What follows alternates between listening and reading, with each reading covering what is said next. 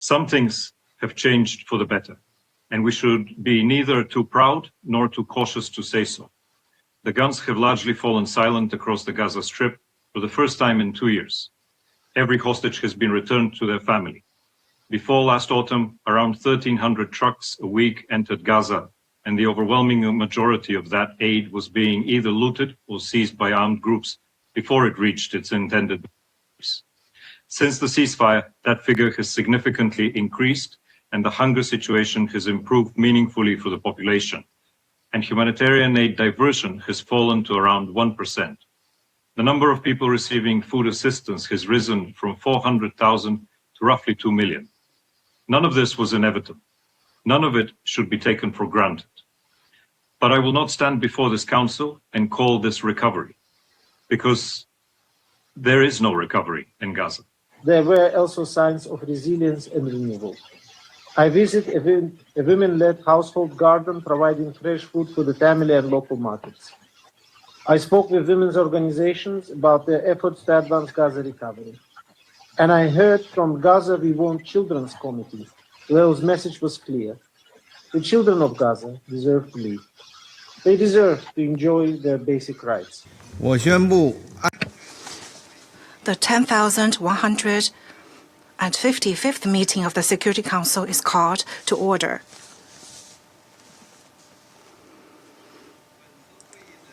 The provisional agenda for this meeting is the situation in the Middle East, including the Palestinian question. The agenda is adopted. In accordance with Rule 37 of the Council's Provisional Rules of Procedure, I invite the representative of Israel to participate in this meeting. It is so decided. In accordance with Rule 39 of the Council's Provisional Rules of Procedure, I invite the following briefers to participate in this meeting. Mr. Ramiz Alakbarov, Deputy Special Coordinator for the Middle East Peace Process, United Nations Resident and Humanitarian Coordinator. Mr. Nikolay Monatinov, High Representative for Gaza, Board of Peace. And Mr. Rami Hijo, Director of Humanitarian Projects in the Gaza Strip, Palestine Red Crescent Society. It is so decided.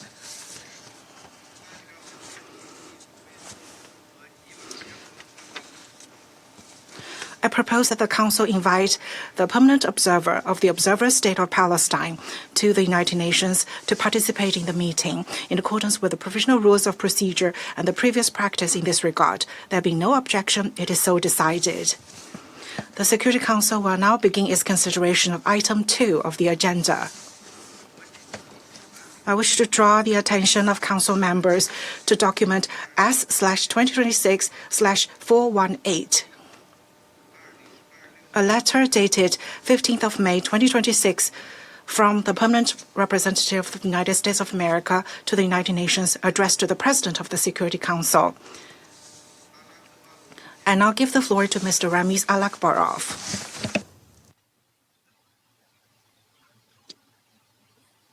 Mr. President, members of the Security Council, I would like first to acknowledge the presence of high-level Representative Mladenov and thank him for his tireless efforts to advance the implementation of the comprehensive plan in Gaza.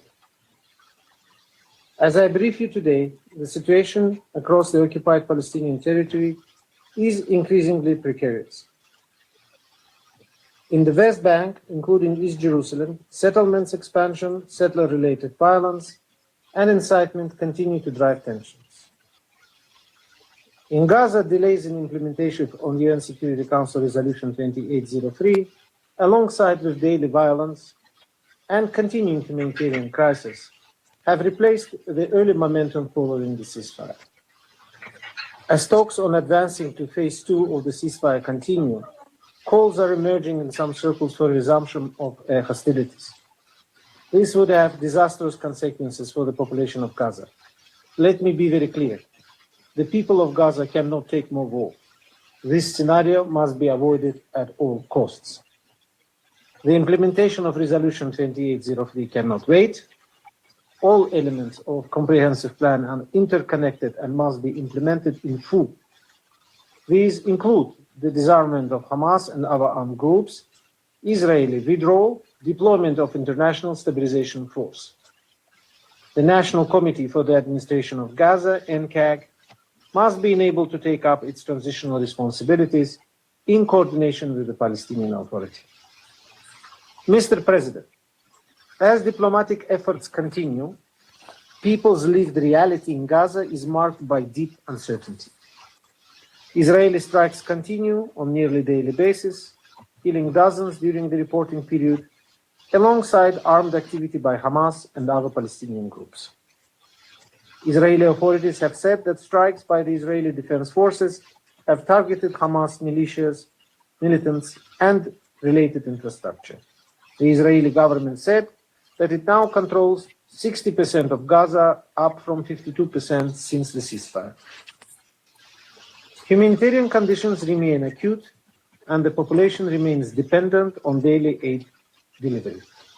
The reopening of Zikim crossing in mid-April and a limited increase in the volume of aid are welcome improvements.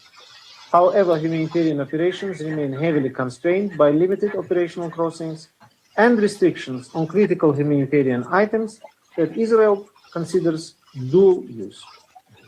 In recent days, the entry of pest control chemicals has helped to facilitate rodent control operations to improve hygiene conditions. However, critical shortages of fuel, engine oil, spare parts, and pesticides are disrupting essential services, heightening public health risks. Funding equally remains highly constrained. As of today, the humanitarian response plan for the OPT, estimated at 12.06 billion, has received only $540 million. Last week, during my visit to Gaza, I witnessed the impact of all these obstacles and many more. Yet, there were also signs of resilience and renewal. I visited a women-led household garden providing fresh food for the family and local markets. I spoke with women's organizations about their efforts to advance Gaza recovery. And I heard from Gaza We Want Children's Committee, whose message was clear. The children of Gaza deserve to live. They deserve to enjoy their basic rights. They deserve a Gaza free from violence and deprivation, where they can build a brighter future together with their families. We must do everything we can to make this a reality. Mr. President, to do so, we must put in place the mechanism to enable the sustainable recovery in line with Security Council Resolution 2803.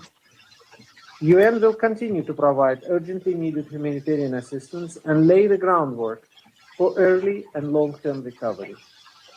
The recently published RDNA, carried out jointly with the European Union and World Bank, details the scope of our collective task, and the recent meeting of the Ad Hoc Liaison Committee and the Global Alliance in Brussels helped shape a coordinated approach towards formidable challenges ahead.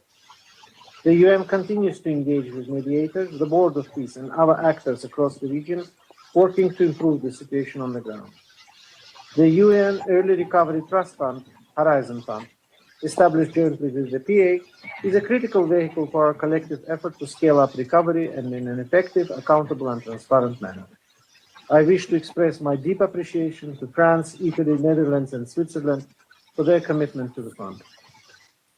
Ultimately, recovery in Gaza must advance long-established political objectives, the reunification of Gaza Strip and the West Bank under a single, legitimate, sovereign Palestinian government, and a restored political process that will end the unlawful occupation and realize the two-state solution in line with relevant Security Council resolutions, international law, and previous agreements. Mr. President, meanwhile, the situation in the West Bank continues to deteriorate. During the reporting period, Israeli planning authorities advanced two plans for over 640 housing units in Area C of the West Bank, and in East Jerusalem, the planning authorities advanced a plan for over 1,620 housing units in the settlement of Pisgat Ze'ev. During the reporting period, 5 Palestinians, including 2 children, were killed by Israeli forces in the West Bank, and 156, including 30 children, were injured by Israeli forces or settlers. According to Israeli sources, 7 Israelis were injured, including one 5-year-old child and 2 soldiers, in Palestinian attacks against Israelis.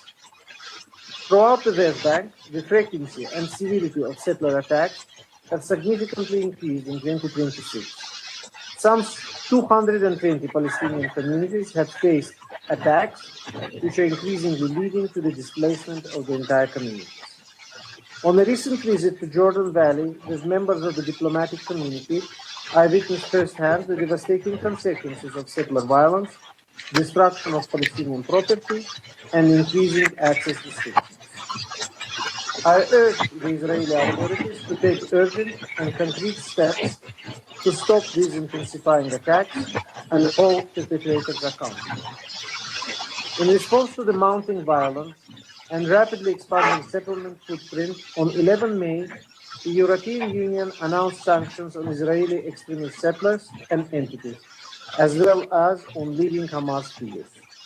In East Jerusalem, the annual Jerusalem Day flag march through the Old City was accompanied, as in previous years, by acts of violence and racist chants for Israeli participants toward Palestinian residents. There were also instances of Israeli senior officials and members of Knesset appearing to violate the status quo at the holy sites. As in the previous years, hundreds of Israeli and Palestinian activists organized teams to prevent violence and to protect Palestinians and their property from attacks. Palestinian officials and political figures have also continued to use inflammatory language against Israel.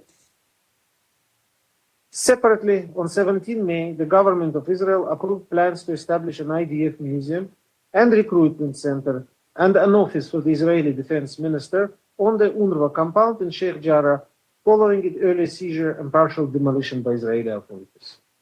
The Secretary General strongly condemned this decision. On 25 April, Palestinian local elections were held across the West Bank, as well as in Deir al-Balah in central Gaza.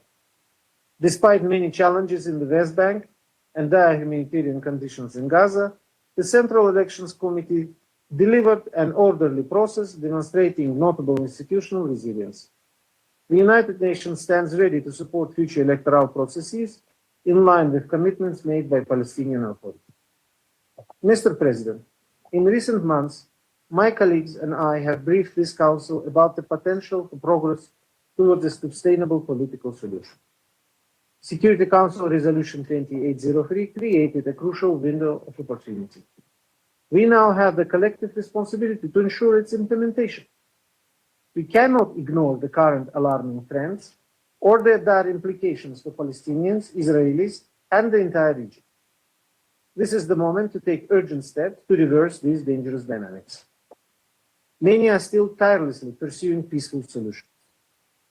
On the 30th of April, thousands gathered in Tel Aviv for the People's Peace Summit, calling for an end to Israeli-Palestinian conflict through a political agreement. As the peace activists Aziz Abu Sara and Maoz Inon reminded us in their book, The Future is Peace, even those who have endured profound personal loss in this conflict can choose reconciliation over revenge and to work to build peace from the ground up. We must urgently work to return the parties to a path towards an end to the conflict in the context of the two-state solution. The United Nations will continue to support Palestinians and Israelis in achieving these goals. Mr. President, I thank you and the Council for your attention. I thank Mr. Al-Akbar for his briefing, and I'll give the floor to Mr. Mlajnov to make a briefing.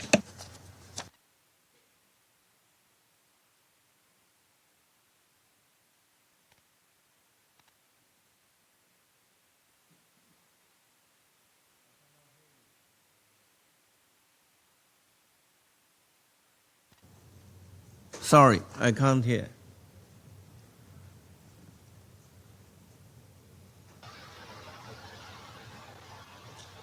Can you hear me now? Yeah. I'm sorry. Mr. President, members of the Security Council, thank you for the opportunity to brief the Council for a second time. Before I begin, allow me to express my words of gratitude and appreciation to the Deputy Special Coordinator Ramis Al-Akbarov and his team for the excellent and tireless work that they are doing to help the people of Gaza through an extremely difficult period. Mr. President, when I last appeared before you, the framework for the decommissioning of weapons in Gaza had been agreed among the guarantors and presented to the parties. And I told you that engagement is. The first written report on implementation of Security Council Resolution 2803 of the Board of Peace is now before you. It records what has been done. It records what are the challenges ahead. What I want to do today is something a report cannot do. I want to explain in plain language what we are actually asking of the parties and why we're asking it. Mr. President, let me begin where everything begins, with the people of Gaza. Some things have changed for the better, and we should be neither too proud nor too cautious to say so. The guns have largely fallen silent across the Gaza Strip for the first time in 2 years. Every hostage has been returned to their family. Before last autumn, around 1,300 trucks a week entered Gaza, and the overwhelming majority of that aid was being either looted or seized by armed groups before it reached its intended place. Since the ceasefire, that figure has significantly increased, and the hunger situation has improved meaningfully for the population, and humanitarian aid diversion has fallen to around 1%. The number of people receiving food assistance has risen from 400,000 to roughly 2 million. None of this was inevitable. None of it should be taken for granted. But I will not stand before this council and call this recovery, because there is no recovery in Gaza. Around 80% of the buildings in the Gaza Strip are damaged or destroyed. Some 70 million tons of rubble still lie where homes and schools and hospitals used to stand, with much of it mixed with unexploded ordnance. More than 1 million people have no permanent shelter. They are living this morning in tents and in the broken shells of buildings. Roughly 80 out of every 100 working-age Palestinians in Gaza have no work. Water is scarce. The health and education systems have not been rebuilt. They have been broken. And the ceasefire, the most important part, the ceasefire, is holding, but it is holding in a way that is far from perfect. There are daily violations. Some of them are serious. They mean civilians are still being killed. Families still live in fear and uncertainty. They mean that movement on the ground, restrictions and delays continue to obstruct humanitarian access and ordinary life. This is the sad reality of today. But the ceasefire is the foundation of the entire transition ahead of us. Every violation risks unraveling what has been painstakingly built, and this council should accept nothing less than maximum restraint and the honoring of commitments already made by all sides. I would ask the council to hold two things in view at once, as I asked you the first time I sat in this meeting. The horror of the 7th of October does not lessen the suffering of the Palestinian people, and the suffering of the Palestinian people does not lessen the horror of the 7th of October. The entire purpose of what this council authorized in Resolution 2803 is to make certain that neither is ever repeated or perpetuated. Mr. President, let me explain to the council how we arrived at the document that we refer to as the roadmap to the complete implementation of President Trump's Gaza Comprehensive Peace Plan, which is now before the parties, because the manner of its making matters as much as its content. Since December, my office and the guarantors of the ceasefire, Egypt, Turkey, Qatar, and the United States, have worked together to design the next implementation step of the 20-point comprehensive plan. In December, the principles of the civilian and security transition framework were agreed among the guarantors. From those principles, we built a detailed proposal for implementation. It has been put to the Palestinian factions in session after session. After rounds of consultations and based on feedback from the factions to the proposal, a 15-point roadmap accompanied by a proposed implementation annex was written in response to the questions and the concerns that the factions themselves raised.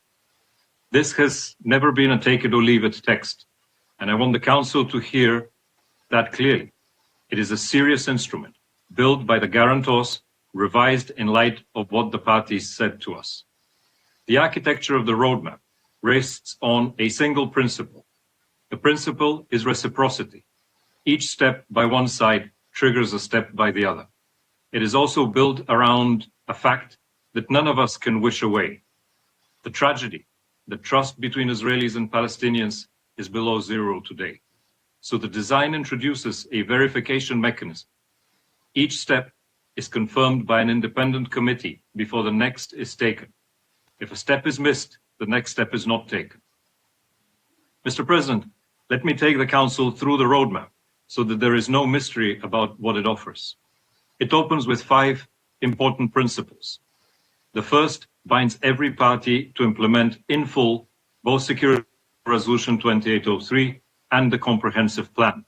And it states the purpose plainly: to end the cycle of destruction, to restore civilian life, to enable Palestinian governance, reconstruction, security, and economic recovery, and through that, to open a credible path to Palestinian self-determination and statehood. The second principle states that every outstanding obligation under the ceasefire agreement must be completed in full and without delay before the next stage.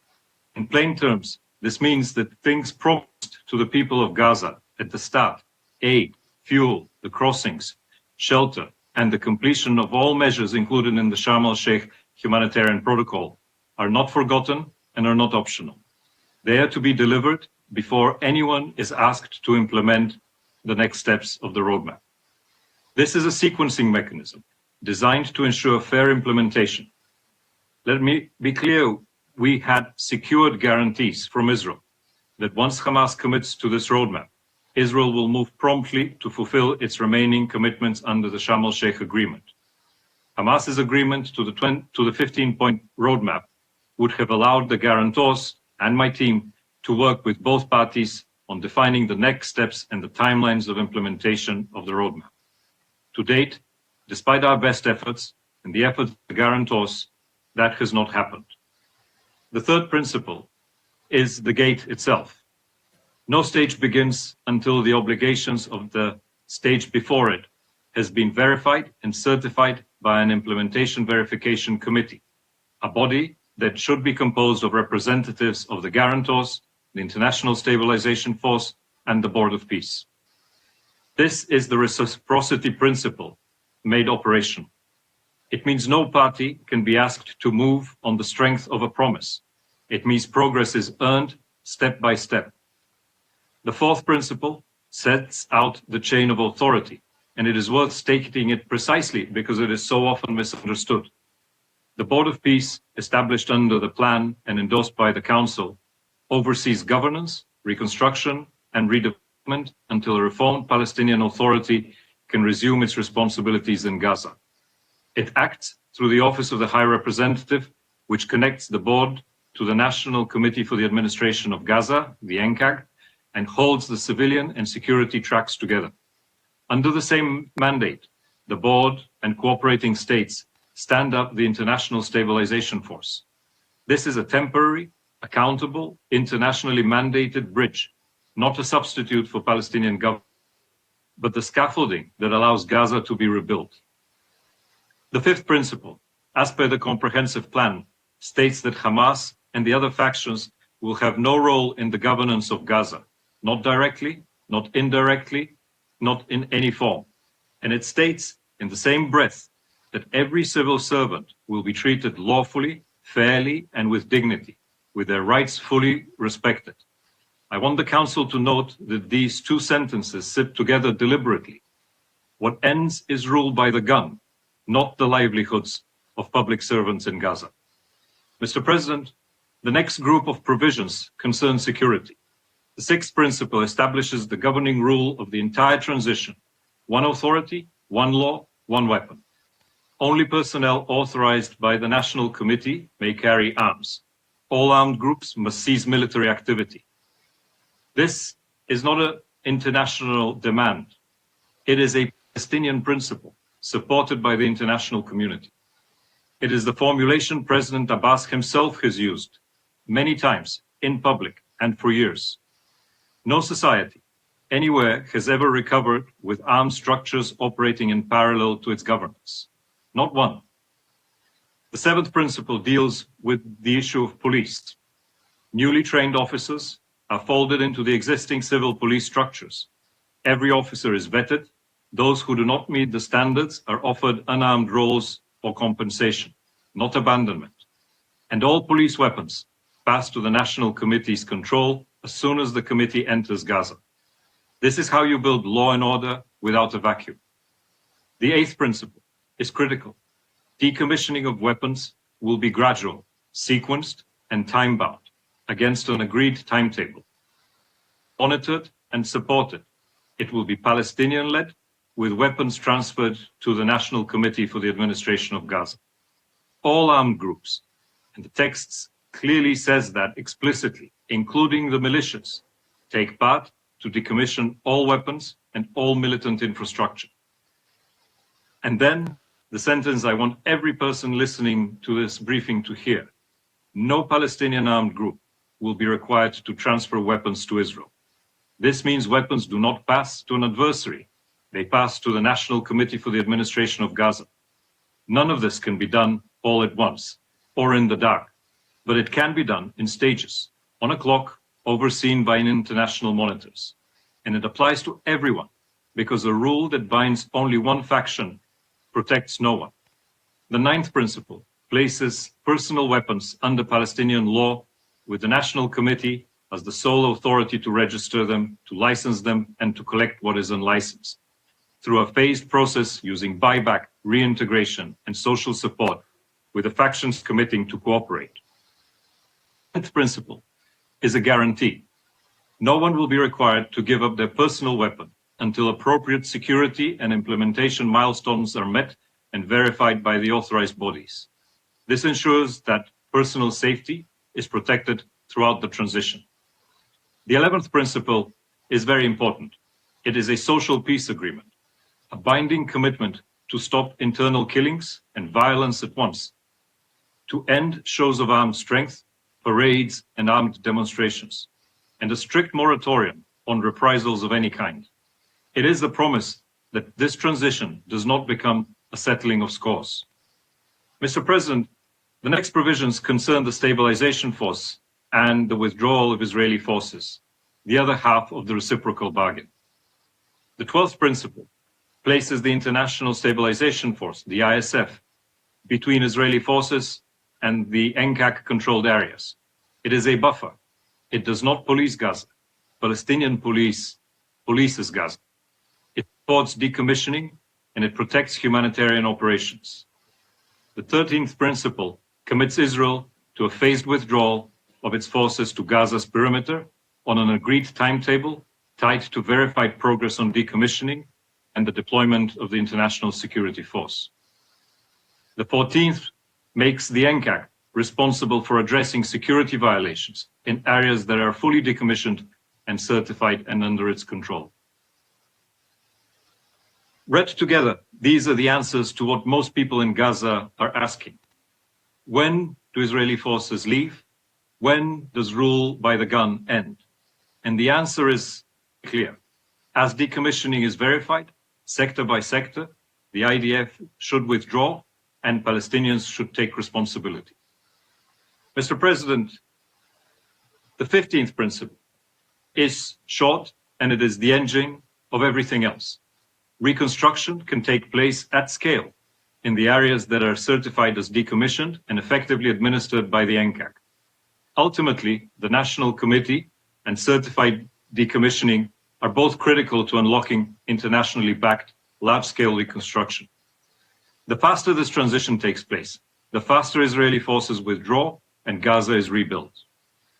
Mr. President, while I continue to call on Hamas and other Palestinian factions to come back to the table and engage constructively on the roadmap and the next steps to implement their commitments under the comprehensive plan, let me also say clearly that implementation cannot advance through Palestinian obligations alone. The continued killings, Israeli restrictions affecting humanitarian flows are not abstract issues. They shape daily Palestinian perceptions of whether the war is over and if this process can genuinely deliver safety, and recovery. These realities prolong humanitarian suffering, but they also weaken confidence in the ceasefire framework itself. Palestinians and Israelis must be able to see, in practical terms, that commitments made under the ceasefire and the Sharm el-Sheikh understandings are being implemented fully and in good faith. This is precisely why the roadmap was built around reciprocity and verification, obligations applied to all parties.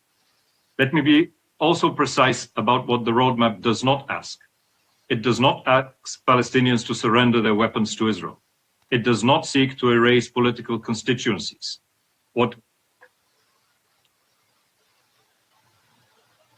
It does not seek retribution. It offers conditional amnesty to those who decommission and live according to the law, reintegration and financial support for those who must step away from their positions, safe passage to those who choose to go.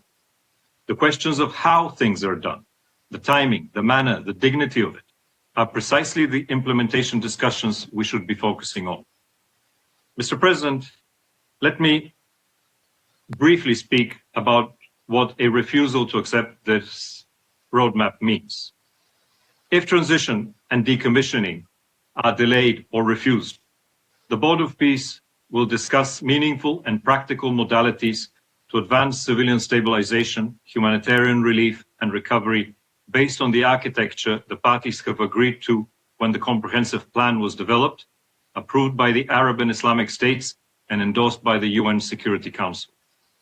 While the Board of Peace continues its work, I want to be clear about the risks of inaction by the parties. The risk is that the deteriorating status quo becomes permanent. A divided Gaza, Hamas holding military and administrative control over 2 million people across less than half the territory. Those people are likely to remain trapped in the rubble, dependent on aid, with no meaningful reconstruction, because reconstruction financing will not follow where weapons have not been laid down. No investment, no movement, no horizon. And the result? Another generation of children growing up in tents, in fear, with despair as the most rational thing for them to feel. No security for Israel, and no viable pathway to Palestinian self-determination. This is a version of the future that Israelis, Palestinians, and the region should all fear and all mobilize to avoid. And I will say one more hard thing. The discussions have now matured to the point where the core political choices are clear, and further delay will only deepen civilian suffering. The resources are ready to launch this next phase of implementation, and the commitments to disburse as needed are firm. This is not an obstacle.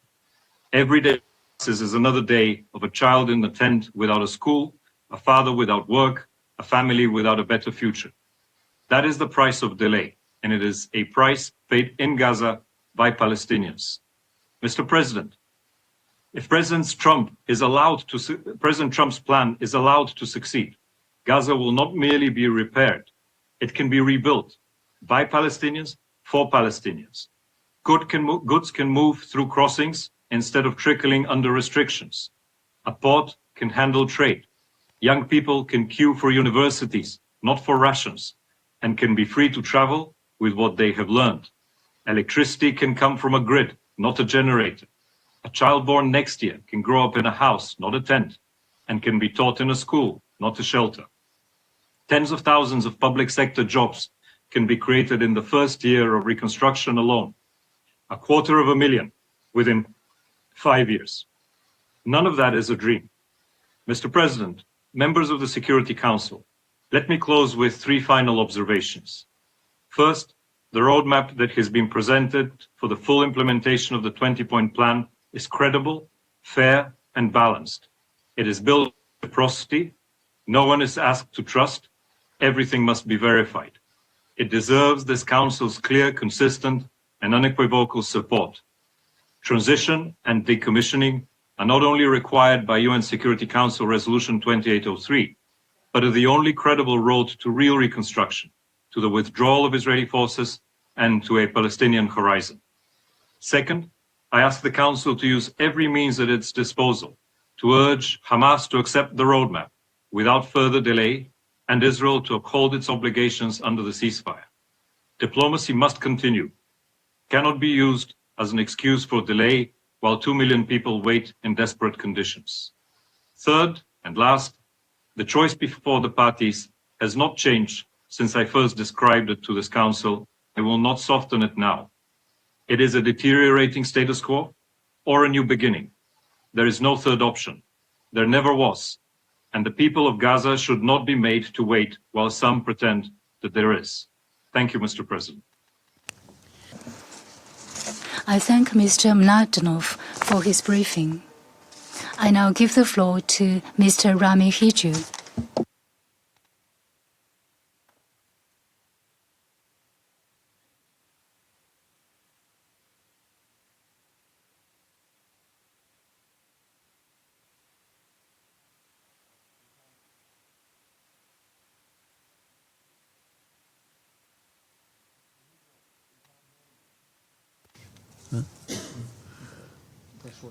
We can't hear you.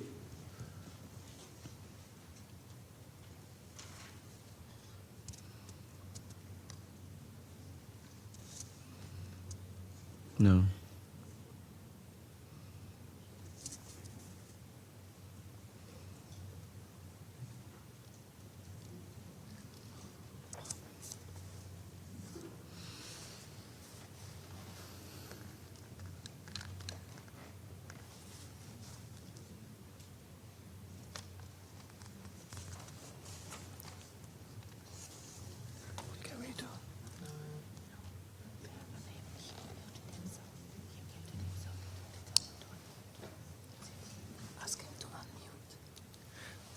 Could you unmute? Maybe you have muted yourself. No?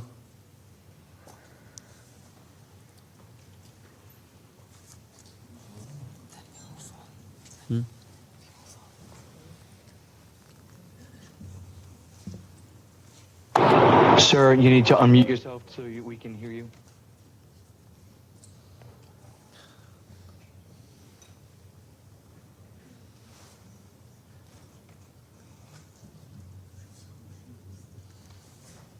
Sir, please unmute yourself.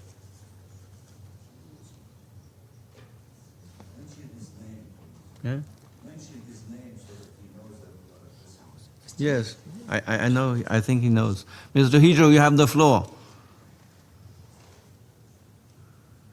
No. We can't hear you. Oh, okay. Okay, maybe we can move on and we can give you the floor later and we sort out the technical problems.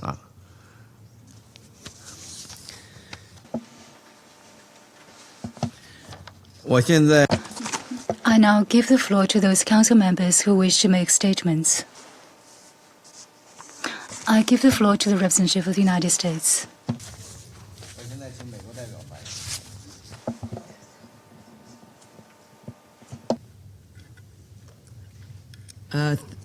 Shall we? Yes. Thank you, Mr. President. I appreciate that. And also for our briefers, let me thank Special Coordinator Alek Barov, as well as, of course, High Representative Mladenov and Mr. Hiju, who will, I believe, be coming up with his briefing as well. So as we have just heard today, there are still significant challenges to overcome in the reconstruction and rebuilding of Gaza and securing enduring safety, stability, and prosperity. We know that by working together, we can overcome those challenges. A future of peace, freedom, personal and economic, in the Middle East is in all of our interests. We must work together to make it happen. The United States will continue to work with Israel, its neighbors, and our partners on the Board of Peace to achieve that goal. We welcome the report of the Board of Peace submitted to this Council last week. And as we have said before, and as has been said so clearly, Hamas must demilitarize, full stop. This is the next critical step to achieving lasting peace, as outlined in President Trump's peace plan, which this Council endorsed in its Resolution 2803. That includes the irreversible destruction of all military, terror, and offensive infrastructure, including, of course, tunnels, and weapons production facilities. Thanks to President Trump's leadership and vision, the United States does have the pleasure of applauding the accomplishments of the Board of Peace over the recent months and the steps toward establishing the Office of the High Representative, the International Stabilization Force, and the National Committee for the Administration of Gaza. We are gratified to note the virtual elimination of aid diversion, an overall increase in humanitarian assistance flowing into Gaza, though there is still a pressing need, of course, for even more. We are working day and night at all levels with our Israeli government and humanitarian colleagues to improve that flow of aid. This work has never stopped and has continued throughout Operation Epic Fury.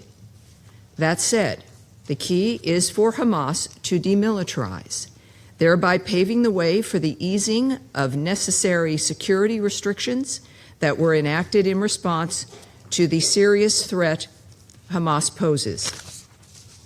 The United States is proud to be working together with the National Committee for the Administration of Gaza and its international partners as we rise to and overcome the challenge of rebuilding Gaza.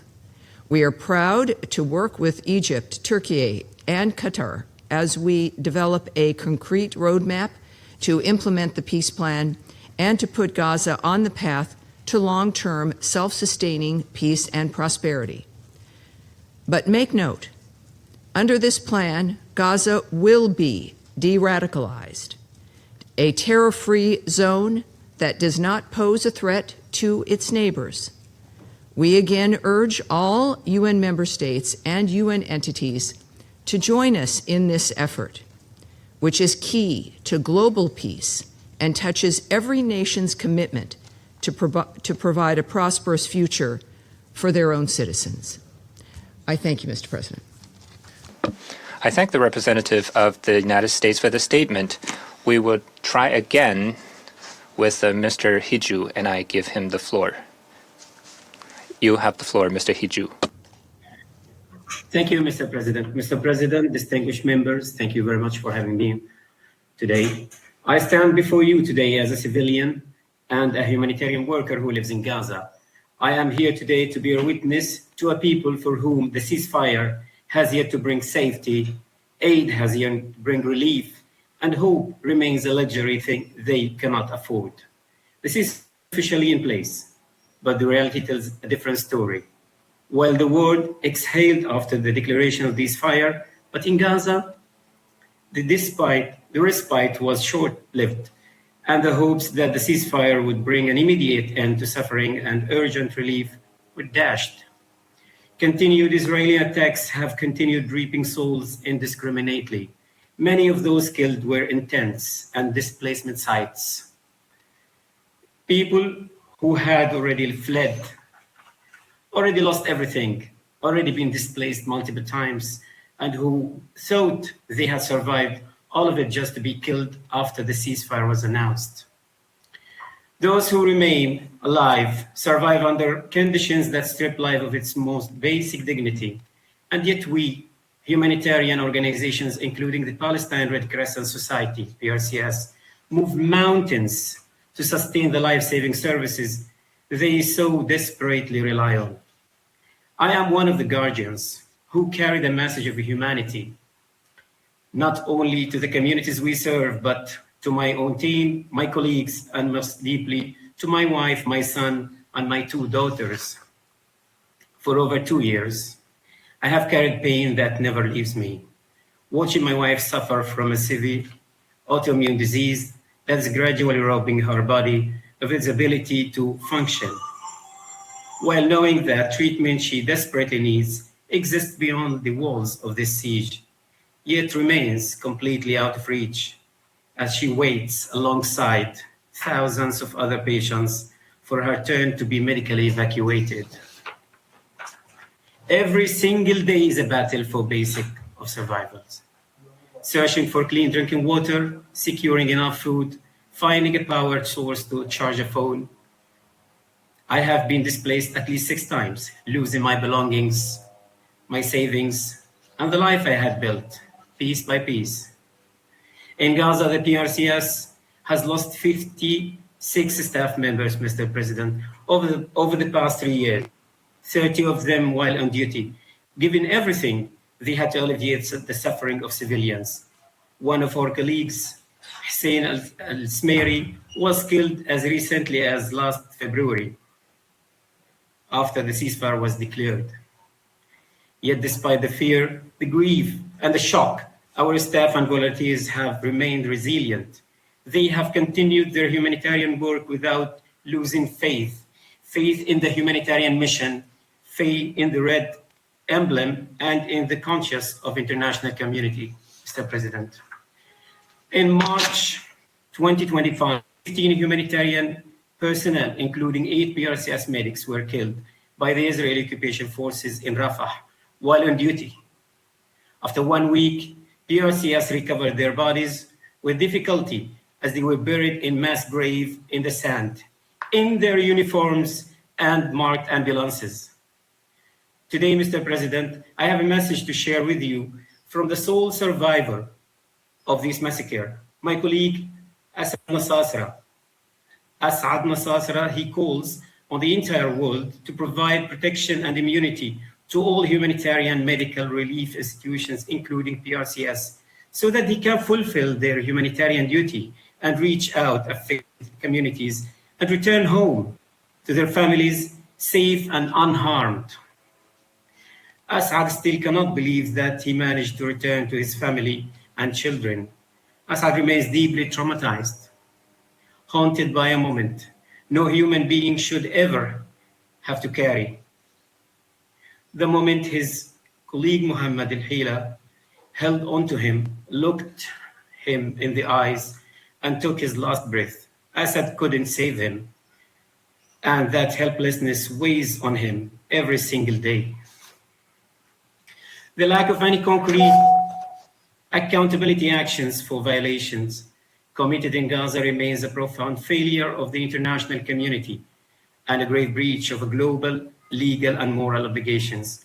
These are not isolated incidents. They are documented, repeated, and deliberate acts that demand urgent and decisive response.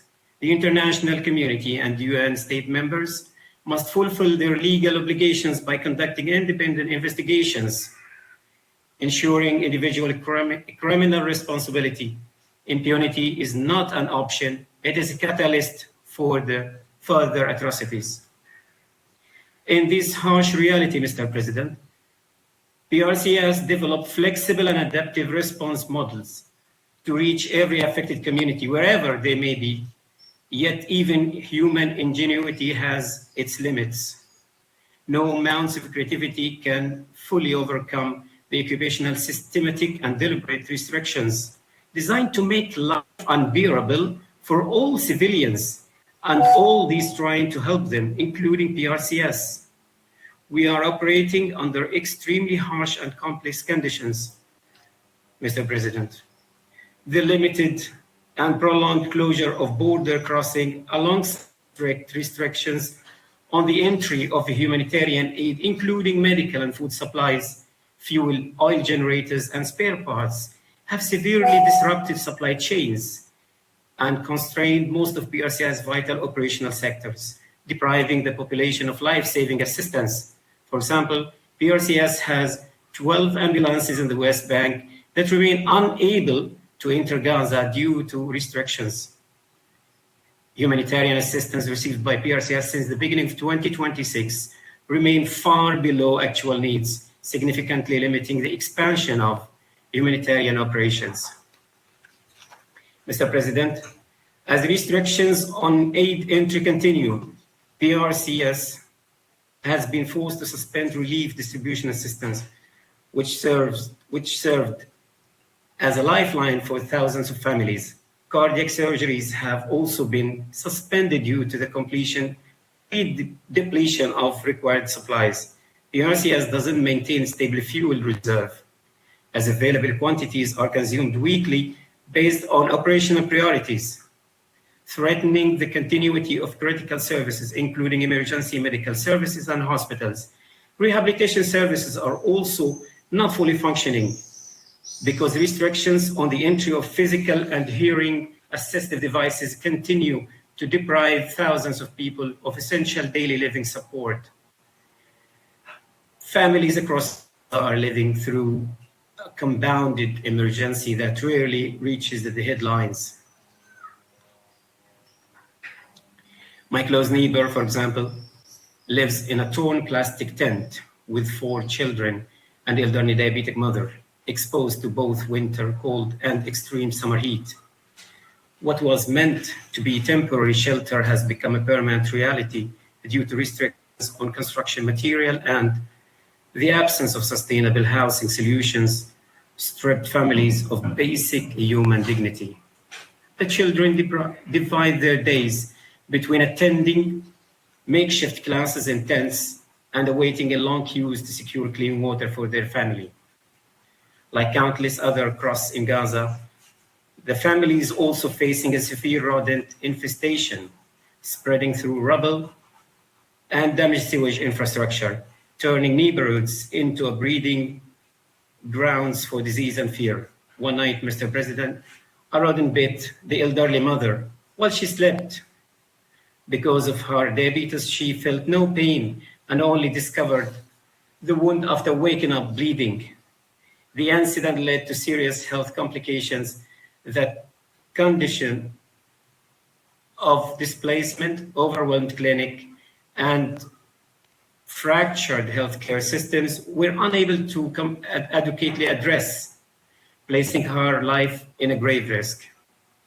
And while Gaza endures hell, West Bank is not spared. Over 900 checkpoints and gates, expanding illegal settlement activity, fragmenting communities and territory, intensifying settlers' attack leading to fatalities, destruction of properties and displacement, all compounded by attacks and violation carried out by the occupation army, who killed 2 of our medics since 2023 in the West Bank. PRCS emergency medical teams, Mr. President, regularly face attacks and mistreatment, sometimes causing injury and often preventing them from reaching people in need of medical care. From the start of this year, 2026, PRCS documented 26 attacks on ambulances and personnel, including shooting and other physical assaults, resulting in at least 2 injuries among staff and volunteers. In addition, PRCS has documented more than 15 cases where ambulance teams have been delayed while transporting patients or injured, besides 6 cases where the teams were not allowed to reach patients, including cases of women in labor. Mr. President, in this restricted and unsafe environment, PRCS teams continue providing their EMS, medical, relief, psychosocial support, and health services across the West Bank. The challenges we face are primarily related to disrespect of our Red Crescent emblem, our humanitarian mission, and our humanitarian access. As the leading national humanitarian actor in the OPT, and in order to enable an effective response commensurate with the scale of humanitarian needs, particularly in Gaza, PRCS calls for immediate and urgent actions to ensure full respect for the ceasefire and an end to all attacks against people and infrastructure, open all crossing points to allow the rapid and sustained flow of assistance, lift restrictions on critical material required for humanitarian response, ensure there is an effective, transparent, and clear process for the entry of aid that enables large-scale flow of aid commensurate with the needs of the people of Gaza, ensure the effective protection for medical and relief teams and for the health of the humanitarian facilities, ensure respect, protection, and support for the vital and central role of PRCS in delivering its services without obstacles, ensure the swift removal of debris and immediate restoration of basic services, facilitate and accelerate urgent medical evacuation from Gaza, including transfer of patients to hospitals in the West Bank and occupied Jerusalem. Permit PRCS to rotate staff from West Bank to Gaza to alleviate pressure on personnel who have been working continuously without rest. Thank you, Mr. President and state members. I thank Mr. Hiju for the briefing. We will continue to give the floor to council members. I give the floor to the representative of Latvia. Thank you, Mr. President. I'll start by thanking Deputy Special Coordinator Ramiz Alakbarov for his informative briefing, and I thank the Board of Peace High Representative for Gaza, Nikolai Mladenov, for the comprehensive contribution to the discussion, for delivering the first written report by the Board of Peace on the implementation of the Resolution 2803, and for all his efforts. And I also thank the Director of Humanitarian Projects in the Gaza Strip at the Palestinian Red Crescent Society, Rami Hijr, for his testimony. Mr. President, after 2 years of devastating hostilities, the comprehensive plan to end the Gaza conflict and Resolution 2803, endorsing it, brought a glimmer of hope. We welcome the endeavors of the guarantors, Egypt, Qatar, Turkey, and the United States for their ongoing efforts to achieve peace and stability in the region. The release of hostages, the exchange of detainees, increased optimism about the prospects of further planned steps. However, 6 months after the adoption of the Resolution 2803, recovery has not begun, and the implementation of the comprehensive plan has yet to yield the expected results. We encourage continued international engagement to consolidate the gains and prevent resurgence of violence in Gaza. While the full-scale bombardment of Gaza ceased, the fragile ceasefire is being violated on a daily basis. We note with deep concern that since the announcement of the cessation of hostilities, more than 800 Palestinians have been killed and over 2,400 injured. The moving and fluctuating yellow line further exposes Palestinian civilians to the risk of life-threatening incidents. We call on all parties to adhere to the US-brokered ceasefire agreements and to abide by the international humanitarian law, respecting and protecting civilians, journalists, and humanitarian personnel. Meanwhile, Hamas has not disarmed. The roadmap for monitored and verified Hamas disarmament is a key part of the full implementation of the comprehensive plan and the Resolution 2803. And we condemn Hamas for continuing to reject the disarmament plan. There is no future for the non-state armed groups and terror in Gaza. We are awaiting the deployment of the International Stabilization Force and internationally trained Palestinian police to take over the responsibility of the security situation and the subsequent withdrawal of the IDF. Mr. President, the humanitarian situation in Gaza continues to be at a level of deprivation that demands urgent and sustained international attention. Food insecurity is a daily reality for civilians, with repeated disruptions to supply chains and limited humanitarian access. At the same time, the health sector continues to operate under immense strain. Hospitals face shortages of medicine and equipment. Overcrowding, malnutrition, damaged water and sanitation infrastructure raise concern of communicable disease and long-term public health deterioration, and we heard that just now. Concerns regarding dual-use items must be addressed, ensuring that restrictions do not impede access to objects indispensable for the survival of the civilian population or the rehabilitation of essential civilian infrastructure. Behind every statistic, there are civilians, children, patients, whose dignity and survival depend on our collective ability to uphold international humanitarian law and facilitate meaningful humanitarian access without delay. In this regard, the humiliating and degrading treatment of Flotilla's activists by Israel, as seen in the footage from Ashdod, is unacceptable and violates human rights and international law standards. Additionally, such actions harm Israel's own interests. With the support of the international community, the work of NCAG and its deployment to Gaza is indispensable for restoring dignified living conditions to the people of Gaza. The implementation of its mandate is no less important in terms of creating a social and political environment conducive to a reunited Palestinian self-governance in Gaza and the West Bank. In light of the international efforts to achieve sustainable peace and stability in the region, a rapidly deteriorating situation in the West Bank is profoundly alarming. Increased settler attacks and harassment, movement restrictions, property, infrastructure demolition lead to forced displacement of Palestinians and fuel the vicious circle of violence and radicalization. The extension of EU sanction regime against Israeli extremist settlers and entities have recently been adopted. And this goes together with new sanctions on leading Hamas and Palestinian Islamic Jihad figures.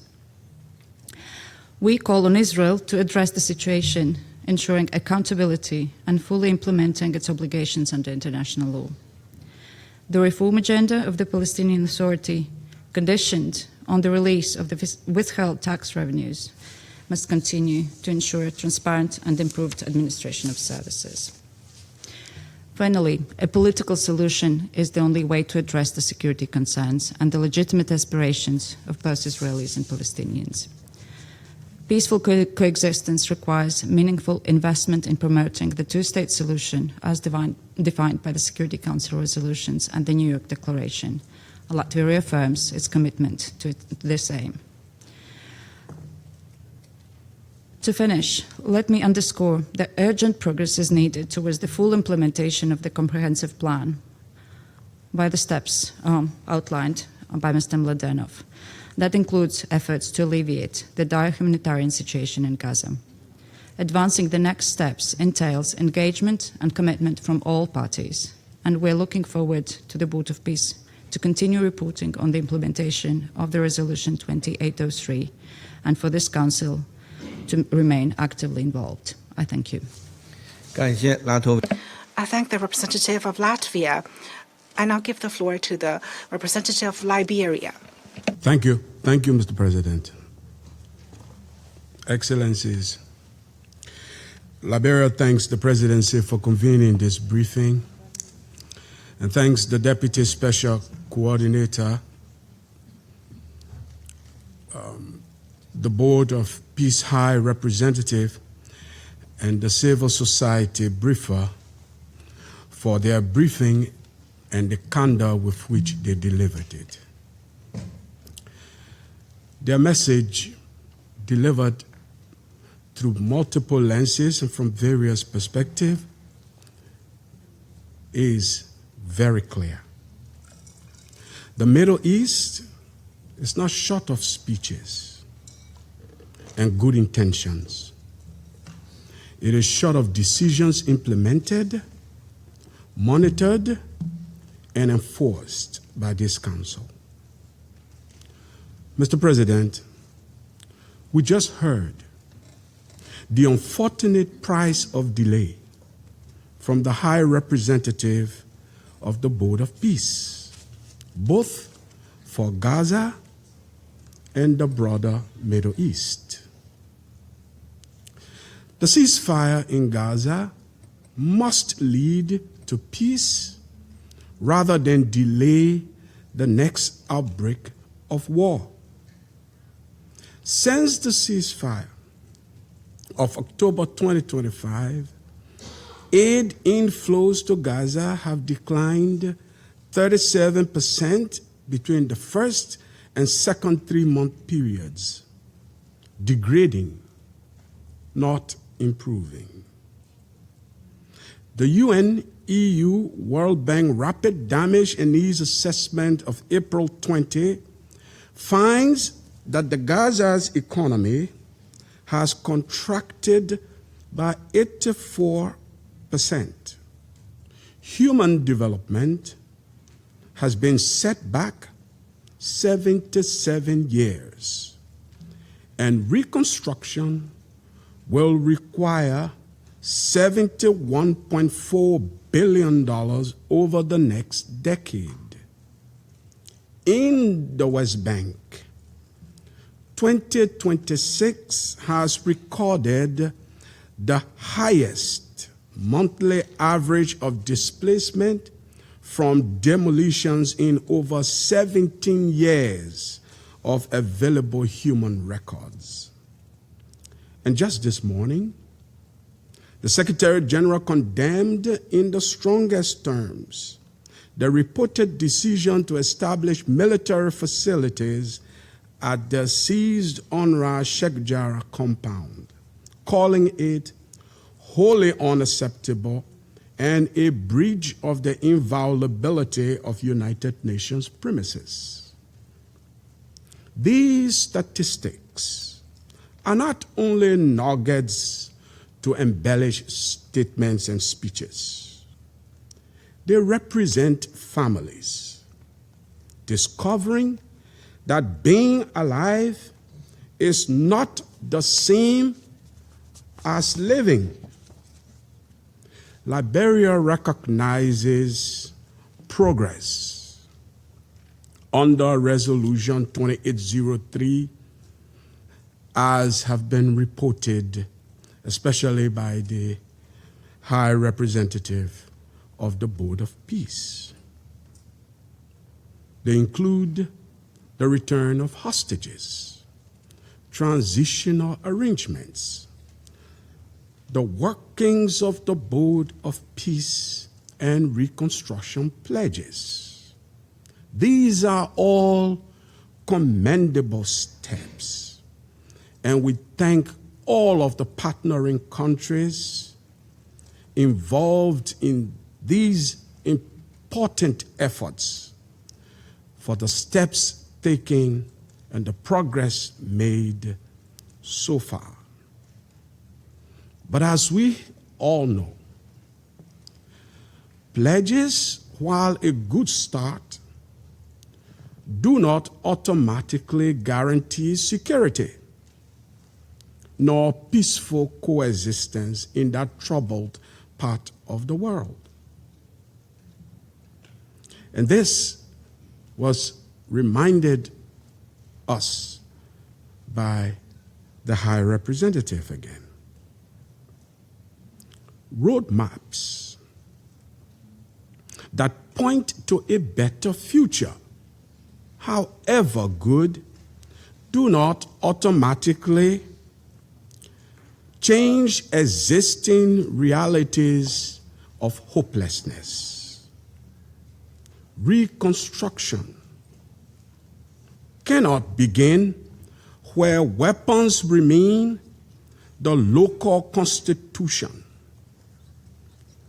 and where peace cannot begin when aid is treated like contraband. Mr. President, the immediate priorities must be clear to us by now.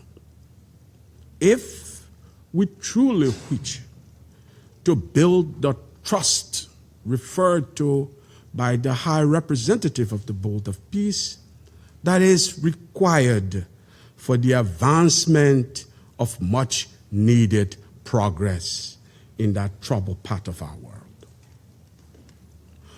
First,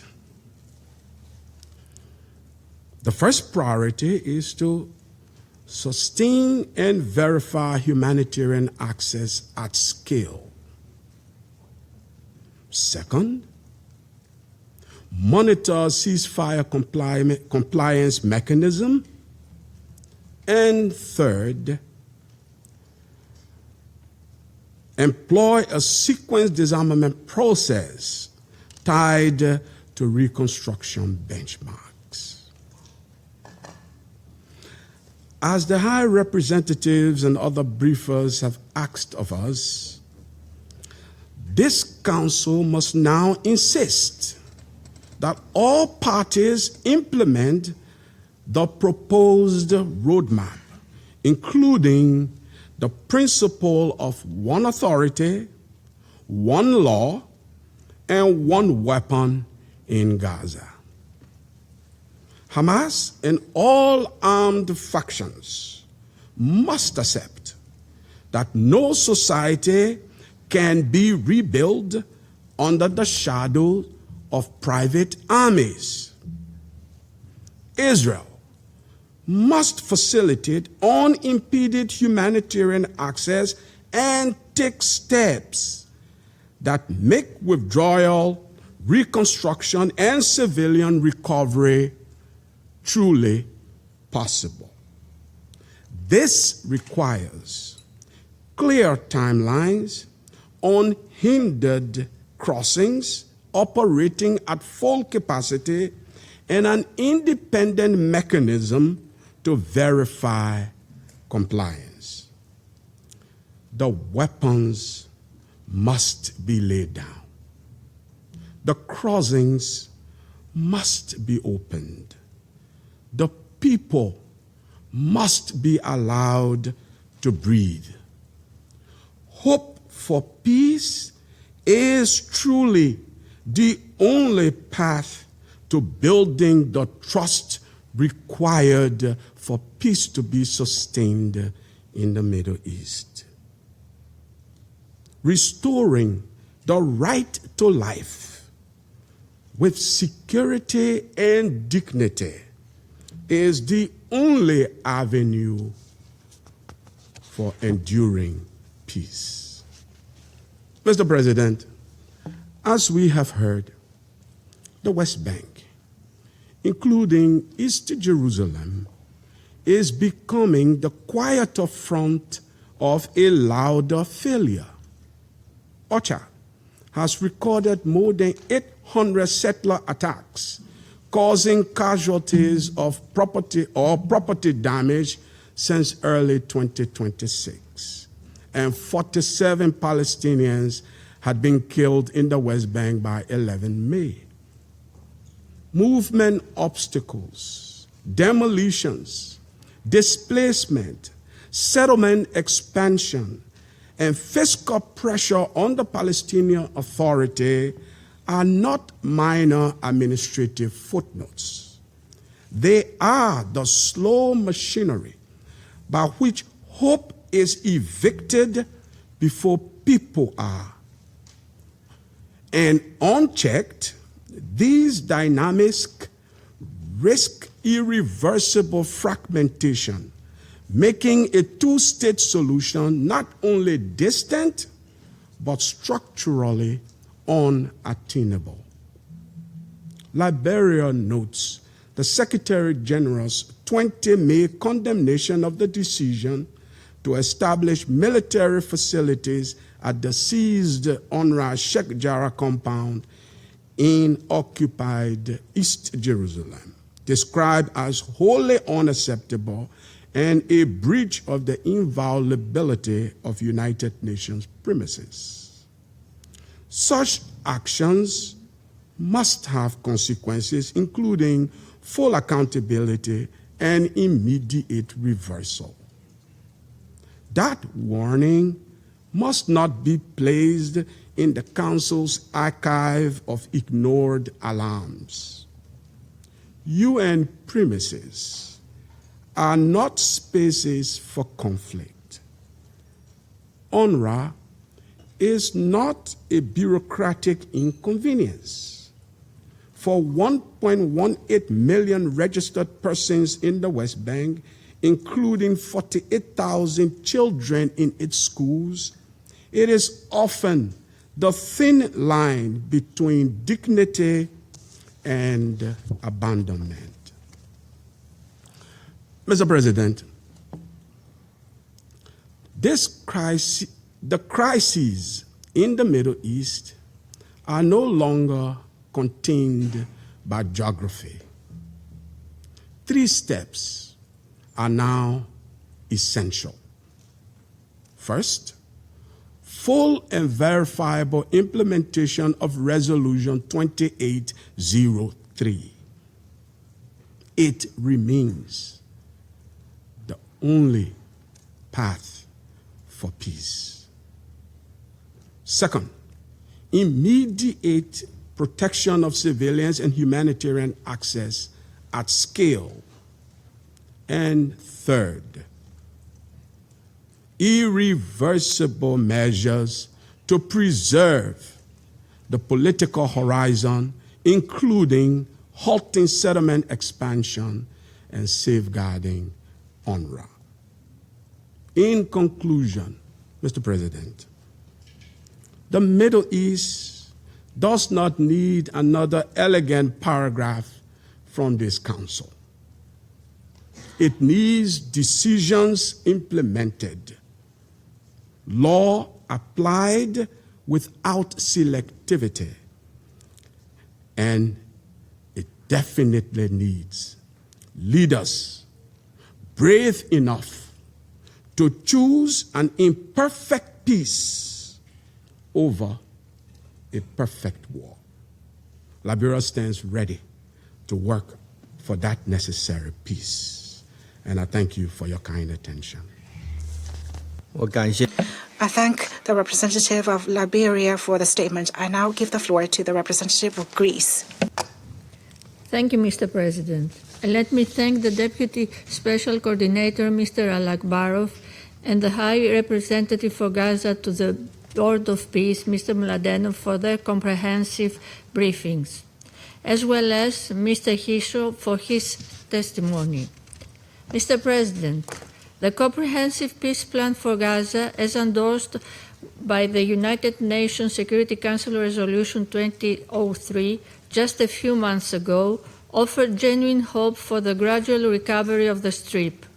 We welcome the progress outlined in the BOP report, as the Council needs to remain apprised of developments on the ground. The ceasefire holds, despite considerable challenges and violations, humanitarian assistance has been scaled up and all hostages have been released.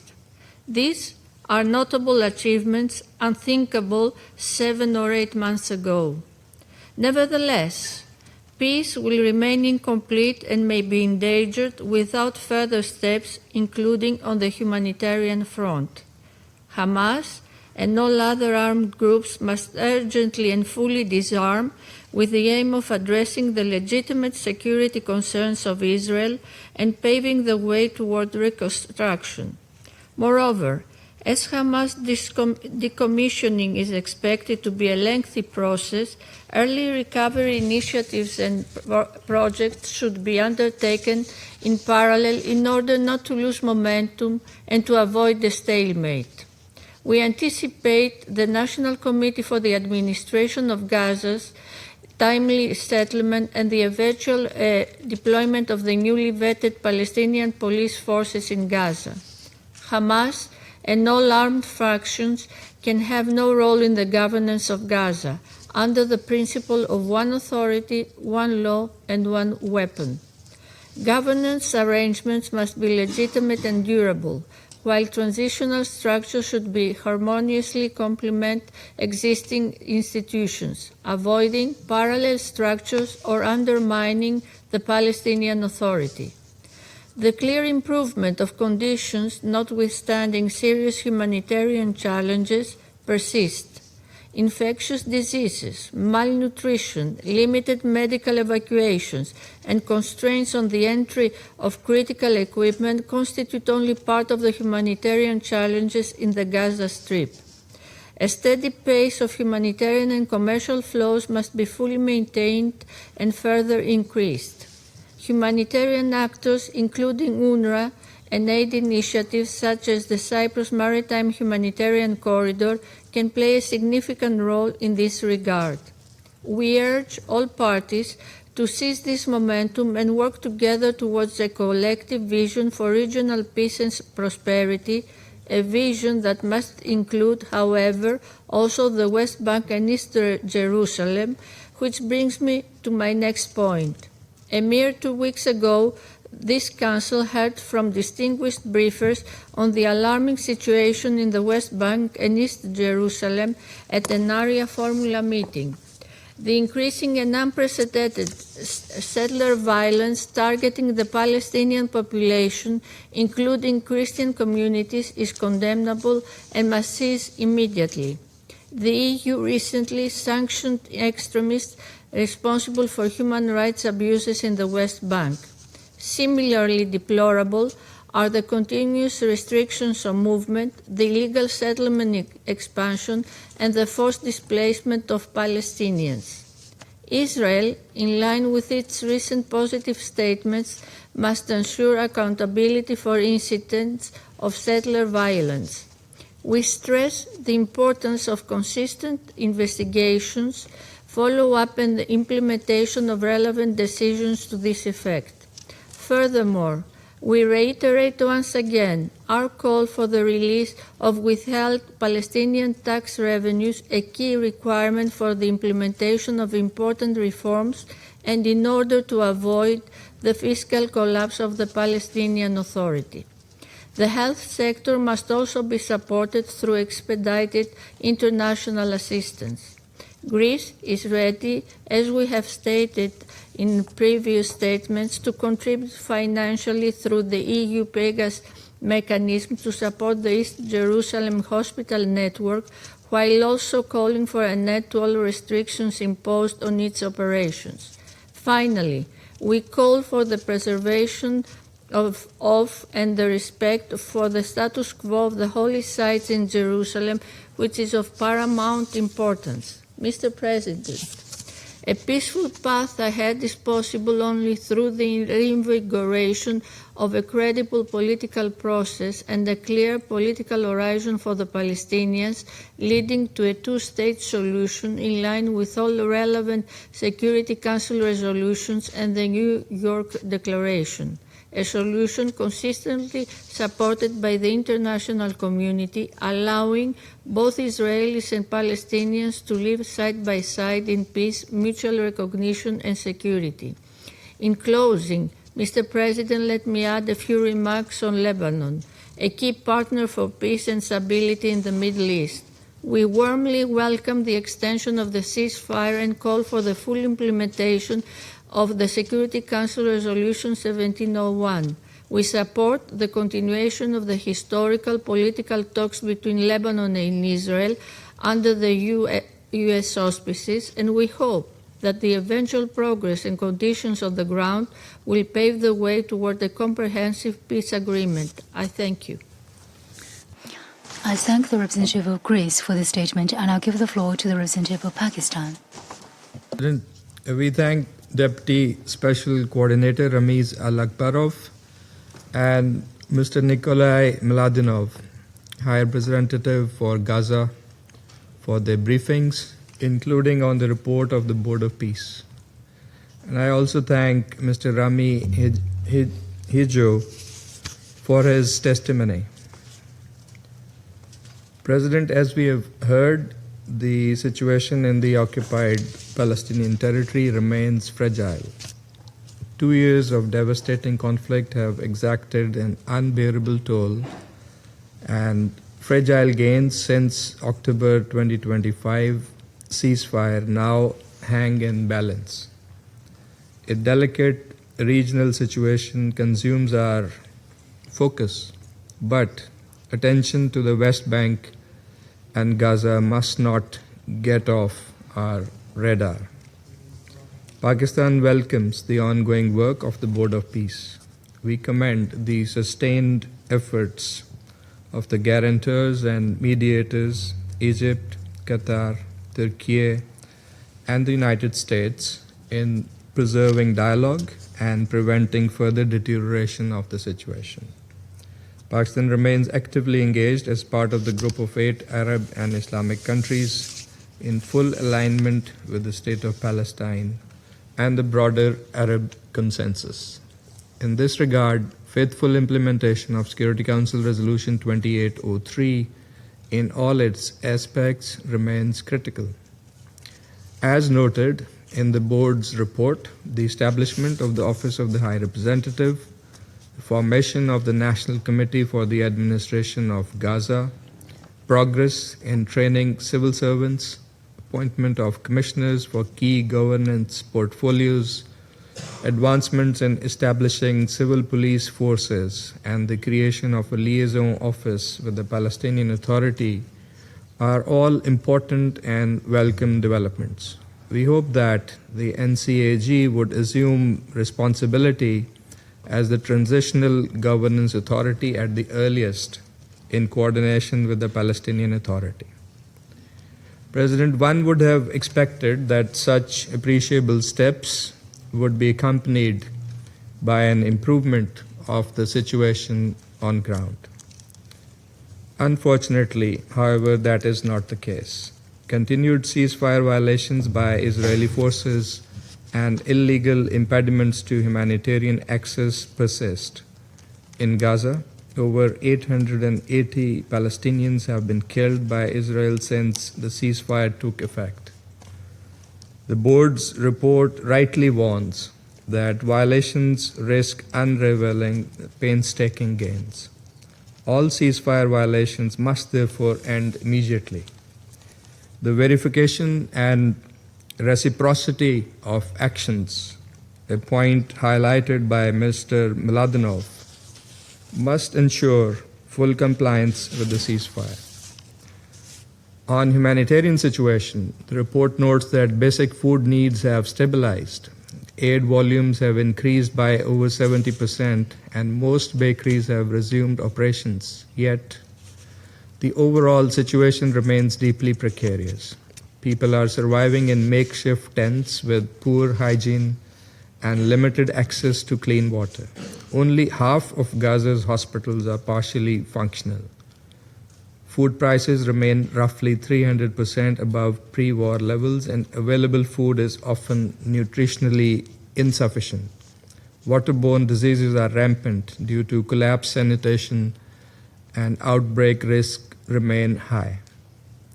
Noting the $17 billion pledged for reconstruction, the board has rightly underscored the urgent need to bridge commitments and disbursements.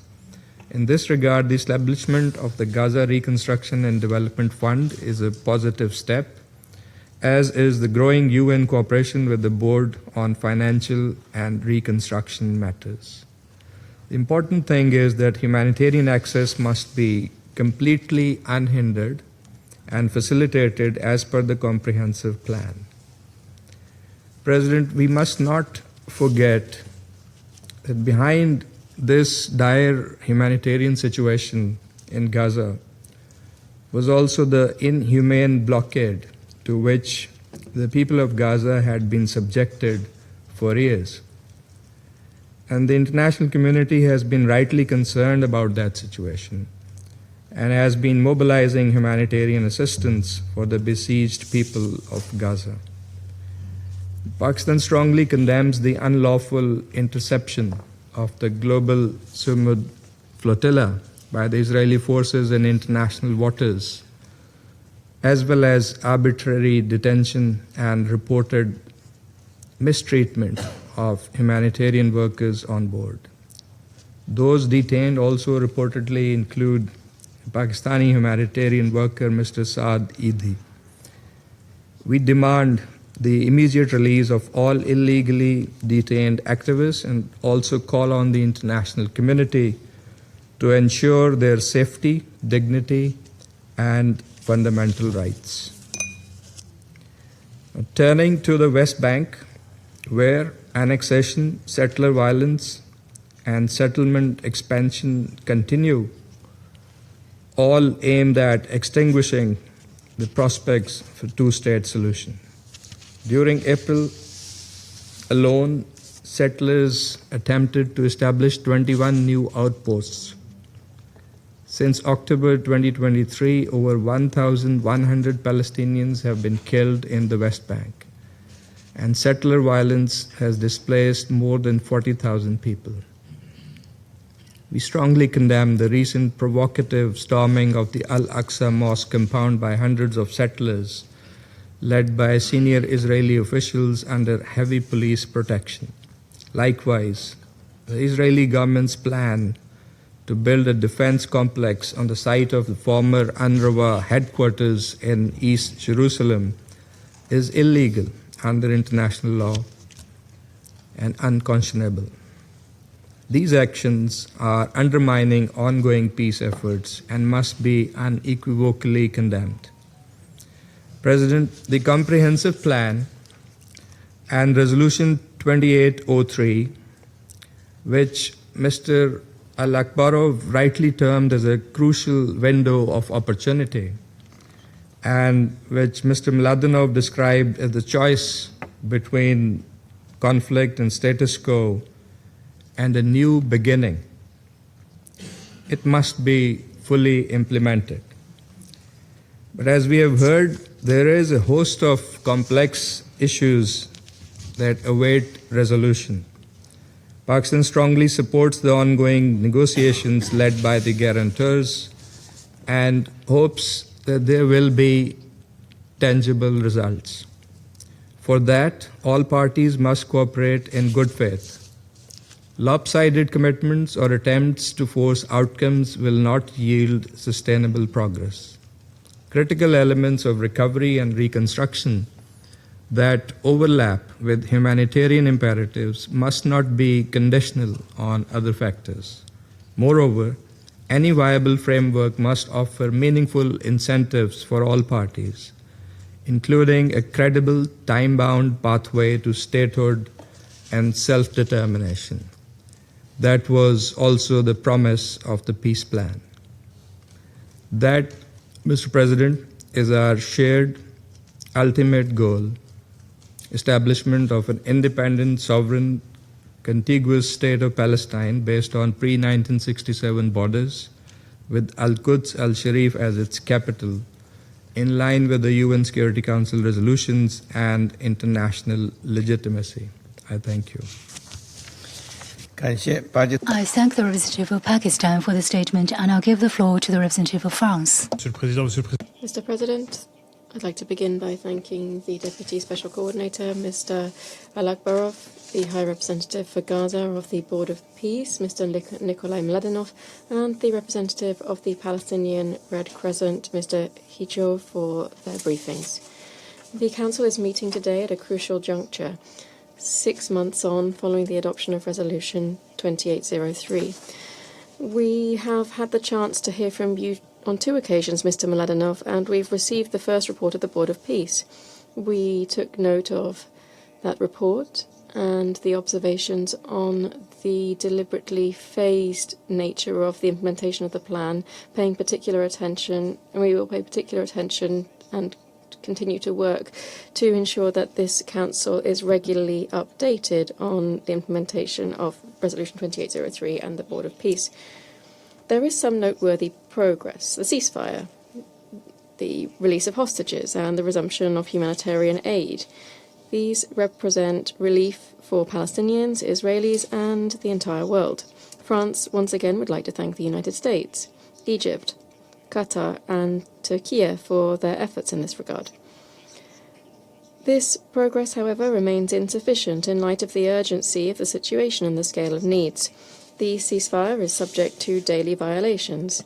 850 Gazans have been killed since it came into force, and restrictions on the delivery of humanitarian aid and crossings persist. The goal of 4,200 humanitarian aid trucks per week has not been reached, and many essential goods remain excluded from them. The population is mired in a serious health crisis, and Hamas is digging its heels in and refusing to disarm. The Israeli Defense Force continues to occupy a large part of Gaza, which is an integral part of Palestine. Mr. President, in Gaza, the path towards a full implementation of Resolution 2803 remains long. The disarmament of Hamas is vital. This terrorist movement cannot play any role whatsoever in the future governance of Gaza. Its refusal to disarm is unacceptable for the Palestinian people, for Israel's security, and for regional stability. We cannot, therefore, accept that the restoration of decent living conditions is being subject to the success of this disarmament process, because that would be tantamount to giving Hamas the keys of the future of Palestine, and this would make the civilian population bear the brunt of the deadlock. It's therefore essential for recovery and reconstruction efforts to begin without delay throughout Gaza. In this regard, France has contributed made a donation to the UN Horizon Fund for Palestine, and we would call on our partners to support the fund. The National Committee for the Administration of Gaza must also be rapidly deployed. The same goes for the International Stabilization Force and Palestinian police, with a view to the return of a reformed Palestinian Authority. We invite the Board of Peace, which is working hard in this regard, to spell out the planned timeline. Israel is failing to comply in a number of ways, and these must not be overlooked. We call on the Israeli government to lift all restrictions to the delivery of humanitarian aid and to allow the UN, including UNRWA and international NGOs, to work freely. International law is clear in this regard, and it applies to all. Furthermore, professionalism, impartiality, and the effectiveness of the UN and its agencies have provided essential and unparalleled support for the Palestinian population in need. Mr. President, I'd now like to refer to the very worrisome situation in the West Bank and East Jerusalem. In light of the increasing pace of the settlement policy and the resurgence of unacceptable violence by settlers against Palestinian civilians, France welcomes the adoption by the European Union of sanctions targeting major Israeli organizations investing in violent settlement activity in the West Bank and their leaders. It has also imposed sanctions on the main leaders of Hamas, which was responsible for the worst anti-Semitic massacre since the Holocaust. In East Jerusalem, we roundly condemn the adoption by Israel of military infrastructure on the UNRWA headquarters site. This is an unacceptable decision which violates the UN's Convention on Privileges and Immunities. We further reiterate that no measure aimed at de facto or de jure annexation is unacceptable under international law. Further, we must finally restore a credible political horizon towards a two-state solution fully recognized and respected in the spirit of the New York Declaration. We hope that the dialogue between Israelis and Palestinians provided by Resolution 2803 can resume soon. And it is with this in mind that France will, on the 12th of June in Paris, be hosting a meeting of Israeli and Palestinian civil society committed to implementing the two-state solution and to finding a fair and lasting peace in the Middle East. Thank you. I thank the representative of France for the statement. I now give the floor to the Russian Federation. Mr. President, we are grateful to the Deputy Special Coordinator for the Middle East process, Mr. Al-Akbar, for the briefing on the situation in the Middle East. And we listened attentively to the High Representative of the Board of Peace for Gaza, Nikolai Mladenov, as well as the information provided by Rami Hidjo. Frankly speaking, we were somewhat surprised listening to the difference of various of our colleagues, members of the Council, about what is taking place. Today is not yet another routine Security Council meeting on the Middle East. Members of the Council were presented the past few days on the first annual report of the Board of Peace in accordance with Security Council Resolution 2803. I wish to recall the fact that the Russian Federation abstained during the vote on this resolution, which bears no mention whatsoever about the obligations of Israel, nor about the role of UNRWA, about the situation in the West Bank of the Jordan River, including East Jerusalem, nor is there any mention about the universally recognized two-state solution. We refrained at that time from blocking the document owing solely due to the numerous requests, first and foremost from countries in the region, to give the United States blueprint in Gaza a chance. Unfortunately, our concerns were borne out. The Board of Peace document fully aligns with what is set out in paragraph 33 of the document, the language about the difference between a framework that exists on paper and one that delivers on the ground for the people of Gaza. 6 months after the vote on Resolution 2803, the Trump plan largely remains dead letter, and the declarative achievements are designed to serve as a smokescreen for the grim realities in the Strip.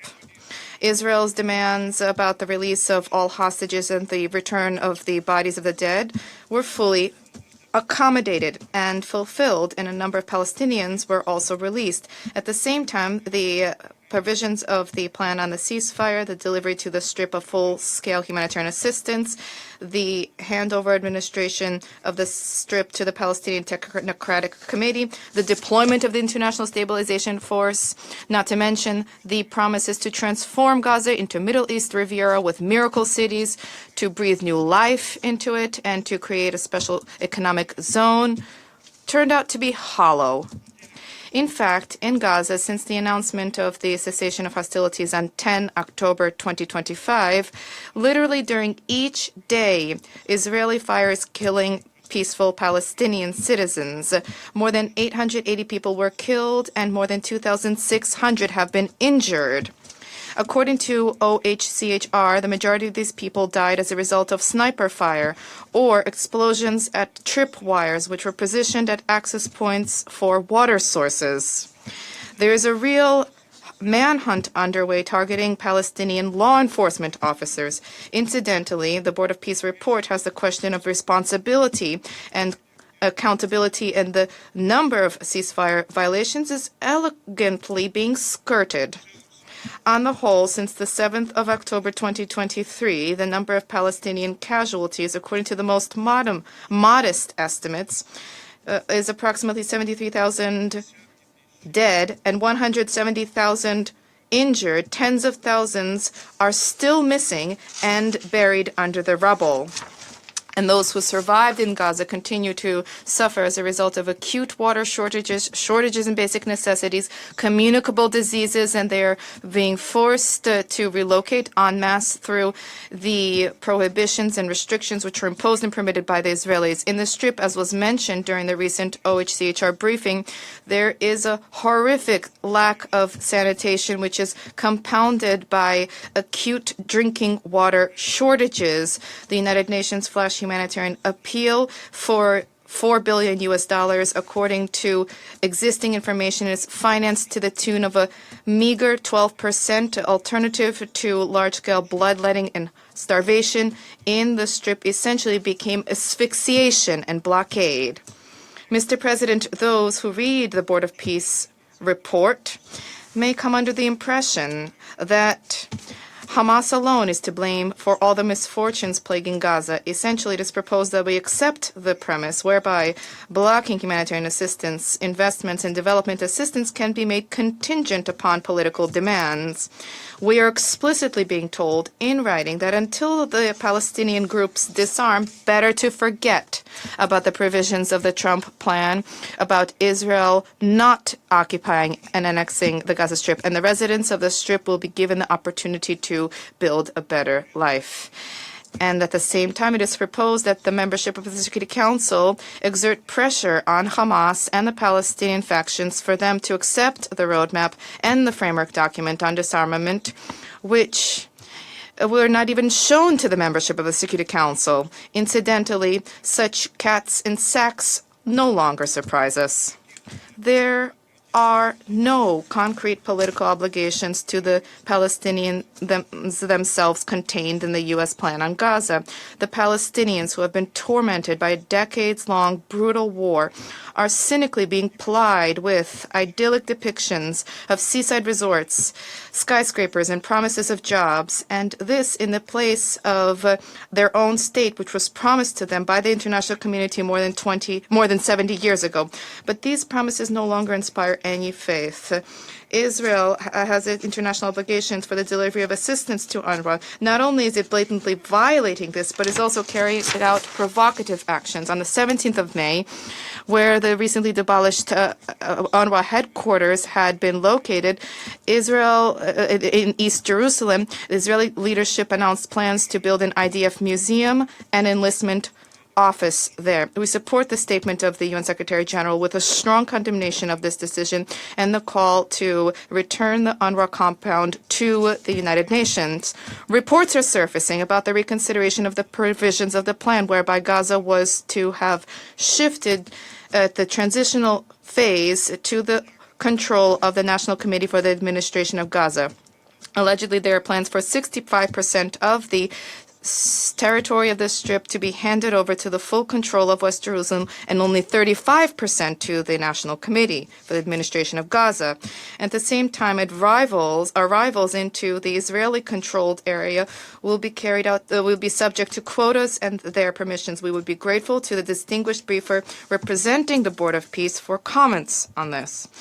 Mr. President, by way of conclusion, I wish to reaffirm the fact that we see no alternative to reverting back to the full-fledged peace process on the universally recognized international legal basis with the key two-state formula, which entails respect for the legitimate rights and aspirations of the Palestinians to their own state, coexisting in peace and security with Israel, instead of calling upon the membership of the Security Council to help to achieve pointedly counterproductive objectives. Parties would be well advised to focus international efforts on ensuring implementation of fundamental decisions on Middle East resolution. Thank you.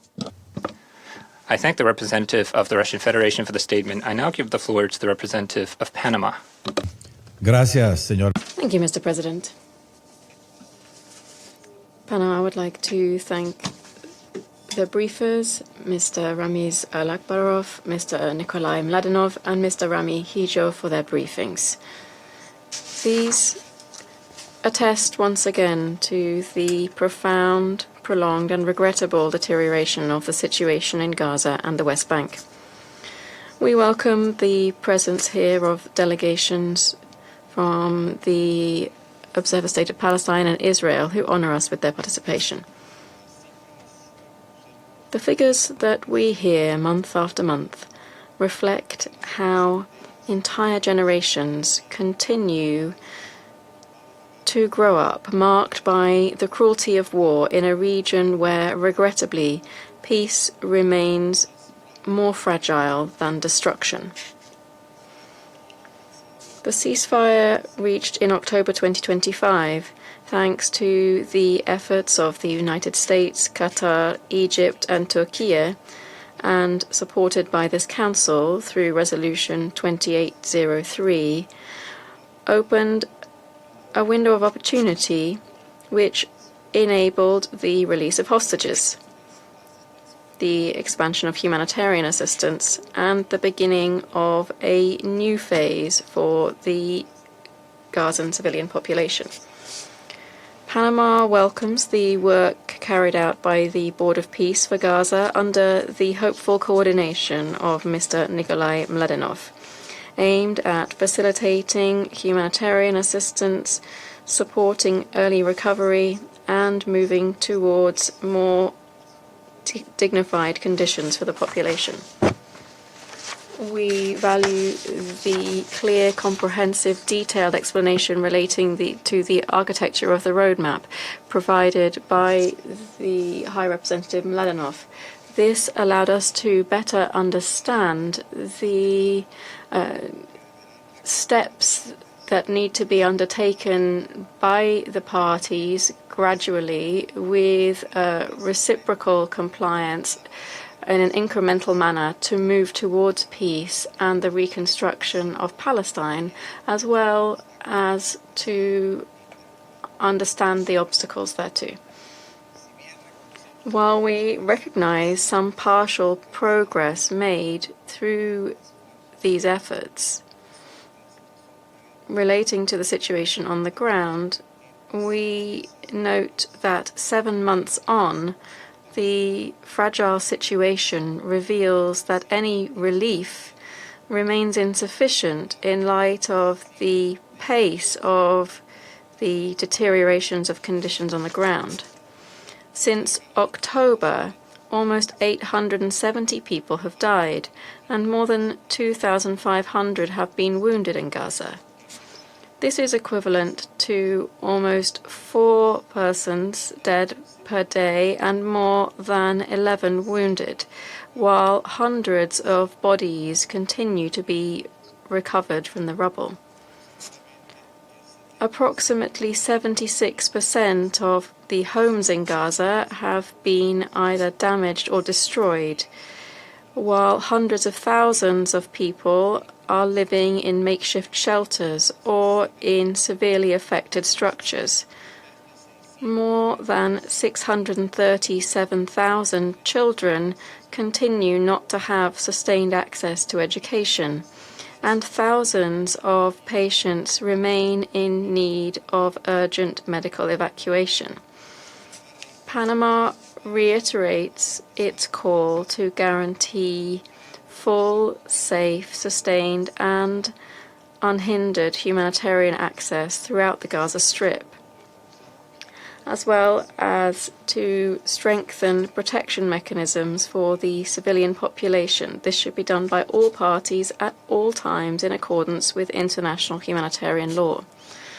Panama stresses that Gaza's comprehensive recovery and a sustainable, decent, and just peace are incompatible with either the control or militarization of the territory by Hamas. Despite the terror caused against the populations of Israel and Palestine, the peace plan provides an opportunity to lay down weapons unconditionally, gradually, with security guarantees. We urge Hamas to accept this opportunity to allow progress for the gradual implementation of the roadmap in the peace plan, and thus to contribute to the dignified, safe living conditions for the Gazan population, avoiding the devastating consequences and living conditions that might be caused by any further delay. In the meantime, in the West Bank, the expansion of settlements, violence against civilians, forced displacements, and demolitions continue apace. These are actions that continue to systematically erode the bases for a possible political solution based on two states as mandated by resolutions of this Council. Such action must stop, since it only entrenches differences and undermines the minimal conditions for a comprehensive, dignified, and just solution. Mr. President, the future of Gaza and the West Bank must be forged on the basis of reformed, legitimate, unified Palestinian leadership that is able to guarantee governance, security, and dignity, both for the Palestinian people and for the security of Israel and other neighboring peoples. In this context, we recognize the reform efforts undertaken by the Palestinian Authority, and we believe it is essential to continue strengthening its institutional and financial capacities as a part of the current political transition. Any peace initiative, such as that being currently undertaken or in the future in Gaza and the West Bank, shows that the support of the United Nations remains essential. Panama reiterates its firm backing for the work of United Nations humanitarian agencies, including UNRWA and OCHA, as well as NGOs. Their personnel continue to work under extremely complex conditions to provide vital assistance to protect the civilian population and to preserve a minimum of human dignity. President, the victims of this protracted conflict and the present and future generations of Israelis and Palestinians are owed dignity, justice, and a peace that cannot continue to be delayed. We reiterate that the path towards a just, dignified, and sustainable peace between Israelis and Palestinians doesn't need to be reinvented. It needs political will to be implemented. Thank you. I thank the representative of Panama for the statement. I now give the floor to the representative of the United Kingdom. Thank you, President. I thank Deputy Special Coordinator Alakbarov, High Representative Mladenov, and Director Hijo for their briefings. And let me express our condolences for the brave Red Crescent colleagues who've been tragically killed. President, 6 months ago, this Council adopted Resolution 2803, which offered an opportunity to turn the page on years of bloodshed and move towards peace. Thanks to the efforts of the United States, Turkey, Egypt, and Qatar, we've seen important progress, including the return of all hostages and a significant reduction in violence. However, the promise of the 20-point plan has yet to be fully realized, and the parties must do much more. Over 850 civilians have been killed since the ceasefire in October. The humanitarian situation in Gaza remains catastrophic, and the implementation of the 20-point plan is being undermined by the trajectory in the West Bank. I will highlight 3 priority areas to unlock progress. First, maintaining momentum on the security transition in Gaza is vital. The United Kingdom supports a phased and verified decommissioning process, deployment of an international stabilization force, and the training of a Palestinian police force alongside a sequenced IDF withdrawal. Under the 20-point plan, Hamas has agreed to decommission its weapons and destroy military and terror infrastructure. It must now make good on that commitment and engage constructively in negotiations, as set out by Mr. Mladenov. Second, urgent steps must be taken by Israel to address the humanitarian situation in Gaza. Children are living amid sewage, parasites, and disease. We are horrified by images of newborn babies with rat bites on their faces. And the UN reports widespread infestations are now affecting almost 1.5 million people. The Israeli government's indefensible restrictions on the entry of essential humanitarian equipment and supplies are making it impossible to provide minimum sanitation and water standards. Resolution 2803 is absolutely clear. There must be full resumption of humanitarian aid, including rehabilitation of civilian infrastructure. This must take place now and must never be used as a political lever. The United Nations, including UNRWA, as well as international NGOs, must be able to operate with unrestricted humanitarian access in all of Gaza, in line with Israel's obligations under international law. I also recall my Foreign Secretary's condemnation of the video posted by Israeli Minister Ben-Gvir taunting those involved in the global Sumud flotilla. This violates the most basic standards of respect and dignity in the way people should be treated. Third, President, we need to invest in Palestinian-led recovery and reconstruction, across all of Gaza, with cooperation between the National Committee for the Administration of Gaza, the Palestinian Authority, and the UN, to help the people of Gaza rebuild after 2 devastating years of conflict. And finally, we must not lose sight of the West Bank. We condemn Minister Smotrich's orders to forcefully evict Khan el-Ahmar, and we oppose any such attempts to remove Palestinians from their land. Settlement expansion, including the E1 plan, must stop. This will do nothing for Israel's security or for long-term peace. We also reject Israel's unacceptable plans to build on the UNRWA site in East Jerusalem and remind Israel of its obligation to respect the inviolability of UN premises. President, the United Kingdom has acted in defence of the 2-state solution before, and we will not hesitate to do so again. It is now up to the parties, with the support of the international community, to seize this historic opportunity to agree a political horizon which overcomes the suffering of the past and delivers a better future for Palestinians and Israelis. This means upholding the ceasefire and taking concrete action to implement the 20-point plan in full and at pace. I thank you.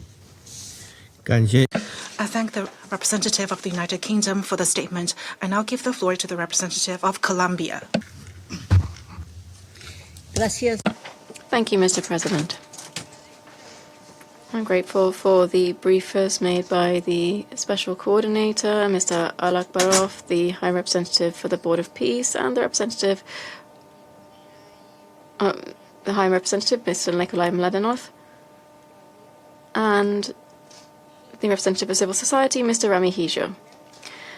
Colombia welcomes the fact that the first phase of the Gaza peace plan has enabled the release of all hostages, including the Colombian-Israeli citizen Elkana Bohbot, and we recognize the easing of hostilities and the relative improvement of the humanitarian situation. However, 6 months on, the second phase remains a mere expectation. While millions of Palestinians continue to live without minimal decent living conditions, Colombia has been clear regarding the principles that should guide the implementation of Resolution 2803. First, full respect for the inalienable right of the Palestinian people to self-determination, including their right to freely decide as to their governance. My delegation rejects the idea that the withdrawal of Israeli forces from the occupied Palestinian territory and the exercise of the Palestinian right to self-determination should be presented as conditional or negotiable steps. The International Court of Justice and this Council have been clear on this. The occupation is illegal and must end without delay. The right of the Palestinian people to self-determination is unconditional, and it is a founding basic principle that this organization has reaffirmed since Resolution 3236 of 1974 and in all subsequent resolutions. Second, the inadmissibility of any demographic or territorial modification to the occupied Palestinian territory. Over the last 6 months, Israel has continued to expand its territorial control throughout the Gaza Strip, and the Palestinian people are living under the permanent uncertainty of imposed and ever-changing borders. The so-called yellow and orange lines continue to push the population towards increasingly small and fragmented areas. The ceasefire continues to be violated repeatedly, and more than 850 Palestinians have been killed since October. Third, the obligation to guarantee large-scale, unimpeded humanitarian access in accordance with the principles of neutrality, impartiality, and independence, as well as to begin the reconstruction of Gaza without delay and unconditionally. Reconstruction and humanitarian access are not political concessions, nor can they be conditional. They are legal obligations under international humanitarian law and under the responsibilities incumbent on Israel as the occupying power. Nothing in Resolution 2803 makes access to food, health, housing, sanitation, or reconstruction conditional on compliance with certain political or military criteria. We mustn't lose sight of the conditions that gave rise to the humanitarian catastrophe experienced by the survivors of the genocide in Gaza. Israel destroyed the civilian infrastructure in the Strip and continues to restrict the entry of essential goods and humanitarian aid. The report recognizes the serious nature of the humanitarian crisis, but it fails to pinpoint the perpetrator. The report further presents as yet unmaterialized governance arrangements and reconstruction arrangements as progress, while the population remains displaced without access to water, sanitation, education, or medical care. The occupied Palestinian territory continues to be the most deadly place in the world for humanitarian workers, medical staff, and journalists. President, the coalition of states needed for peace to prevail is a coalition of states that are ready to defend international law and uphold their legal obligations. Colombia will continue calling for accountability for the non-recognition of illegal situations and for refraining from aiding or abetting the persistence of such situations. It's hopeful to see that increasing numbers of countries and even subnational governments are moving in this direction and taking specific steps to avoid complicity with serious violations of international law. President Petro has stated very clearly Colombia will not be an accomplice to a genocide. The main obstacle to peace remains the politics of the Israeli government, which denies Palestinian self-determination, consolidates the territorial fragmentation, and deliberately deprives the population of decent living conditions. That policy today can be seen through the occupation, the creeping annexation, forced displacement, and the systematic denial of the rights of the Palestinian people. It is a policy that continues to destabilize the entire region. Peace and stability can only be built on principles, justice, accountability, the end of the occupation, and the full recognition of the inalienable right of the Palestinian people to self-determination. The only fair, sustainable way out remains the two-state solution and the establishment of a sovereign, viable, and contiguous Palestinian state within pre-1967 borders and with East Jerusalem as its capital. Before concluding, Mr. President, Colombia condemns the illegal attack by Israel on the Sumud flotilla. The world has seen the cruelty with which Israel treats a group of civilians whose sole intention was to alleviate the humanitarian situation for millions of people in Gaza. We demand their immediate release. Thank you. I thank the representative of Colombia for the statement. I now give the floor to the representative of Denmark. And let me also thank Deputy Special Coordinator Alek Barov, High Representative Mladenov, and Director Hisho for their detailed, informative, and at times very concerning briefings. Mr. President, 6 months ago, this Council adopted Resolution 2803 with one clear objective: to bring an end to the 2 years of devastating war in Gaza. We welcome the report on the implementation of the resolution by the Board of Peace and recognize the progress made under these immensely difficult circumstances. However, as it's also clear from the report and this morning's briefings, the past 6 months have not brought lasting peace to Gaza. Rather, we continue to see immense humanitarian suffering and a level of conflict that is neither war nor peace. As a result, the full promise of Resolution 2803 has not yet come to fruition, in particular with respect to the implementation of the humanitarian provisions of the resolution. The people of Gaza continue to suffer a humanitarian catastrophe. More than 850 people have been killed and over 2,400 injured in Gaza since the start of the ceasefire. Israeli forces have expanded territorial control in Gaza, confining Gaza's population to some 40% of the territory.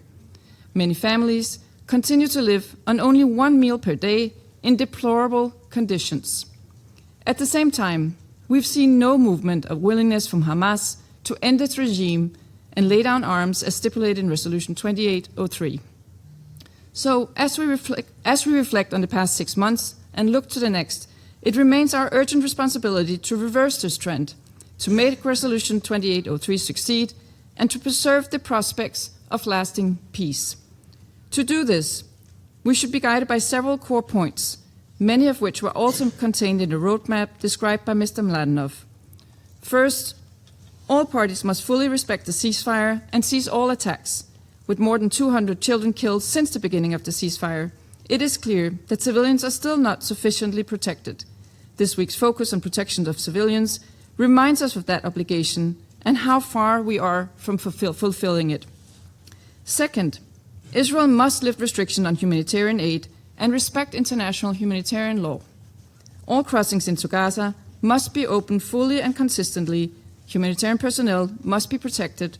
UNRWA must be allowed to operate freely, and arbitrary restriction on international NGOs, as well as on the type of goods allowed in, must end. Third, Hamas must hand over its weapons as an essential part of the peace plan. Hamas can play no role in a future of Gaza. Fourth, the National Committee for the Administration of Gaza must be allowed in as a transitioning body until the PA can return. The Board of Peace and the National Committee should also from the outset work with the Palestinian Authority as well as the UN-led humanitarian system. Fifth, the International Stabilization Force must be deployed in Gaza and Israel must withdraw from the Strip. And finally, the rebuilding of Gaza must commence as soon as conditions allow and in line with international law. It is not only a matter of clearing rubble, but a question of restoring the foundations of human dignity, of ensuring that people have roof over their heads, have access to proper hygiene, and that basic infrastructure such as sewers are functioning. Mr. President, progress on these aspects should be done as soon as possible, in parallel and without delay. Equally important for the prospect of a lasting peace is a reversal of the current trajectory in the West Bank, including East Jerusalem.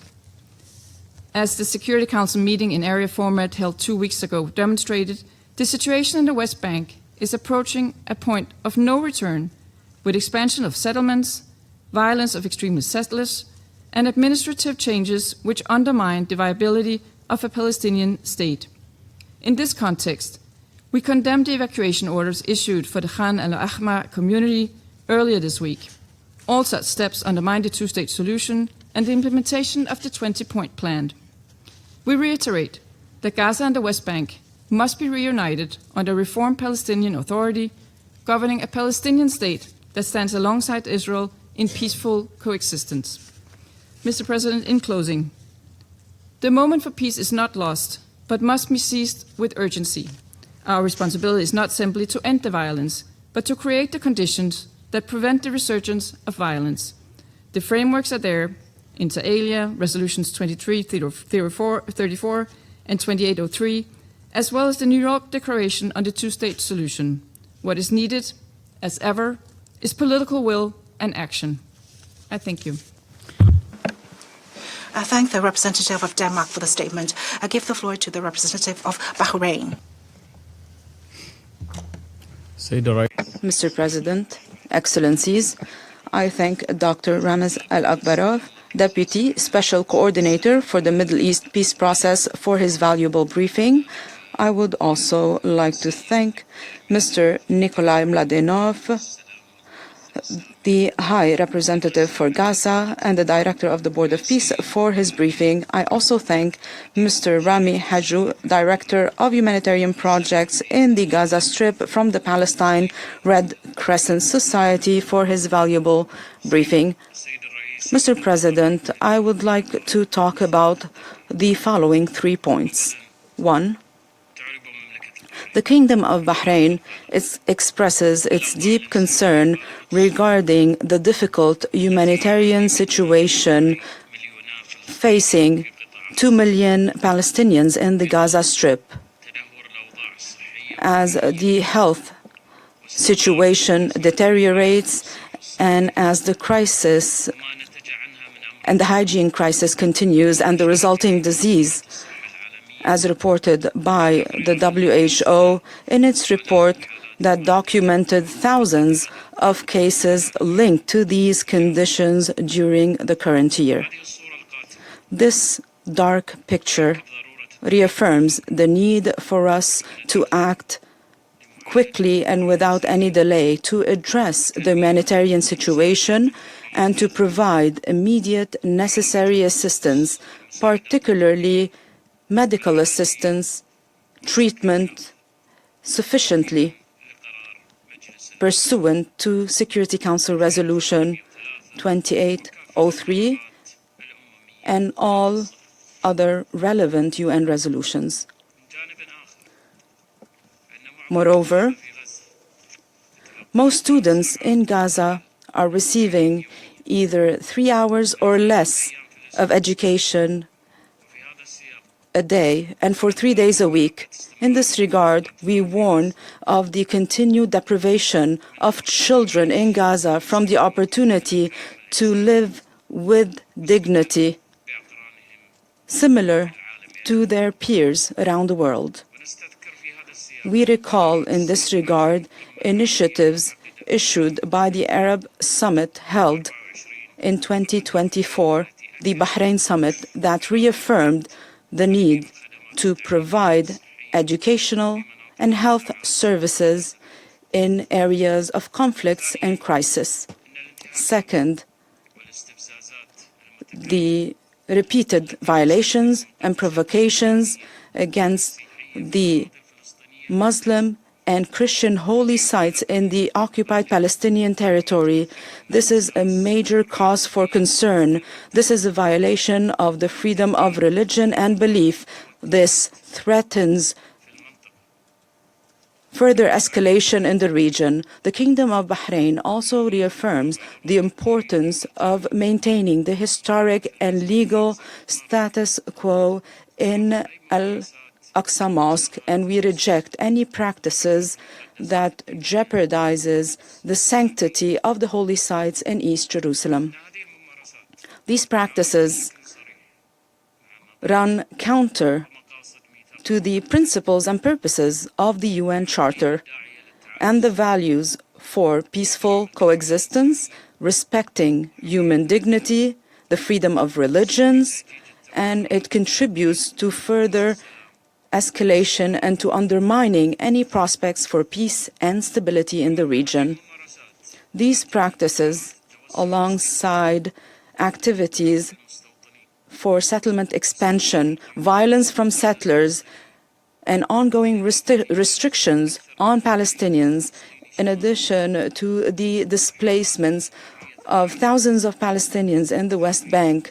They are denied freedom of movement, access to natural resources, to water. These are some of the causes why there is tension in the West Bank. We call for addressing these issues immediately so that there's no implosion of the situation and so that this does not undermine the prospect of peace that are currently ongoing in the region. Third, the Kingdom of Bahrain welcomes the report of the Board of Peace issued on the 15th of May pursuant to Security Council Resolution 2803, particularly when it comes to the relative improvement in the delivery of humanitarian assistance and efforts to support recovery efforts and reconstruction efforts in the Gaza Strip, despite the many challenges and the dire humanitarian needs.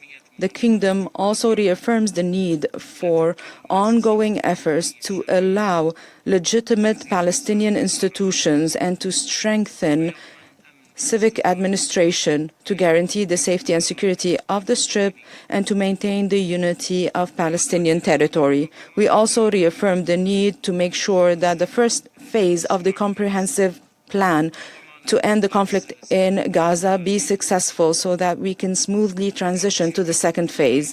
The Kingdom of Bahrain also reaffirms the need for concerted efforts and for regional and international initiatives to support the Palestinian question, to strengthen its effectiveness and to enable the Palestinian government to carry out its responsibilities and to contribute to the protection of civilians and guarantee the legitimate and inalienable rights of the Palestinian people.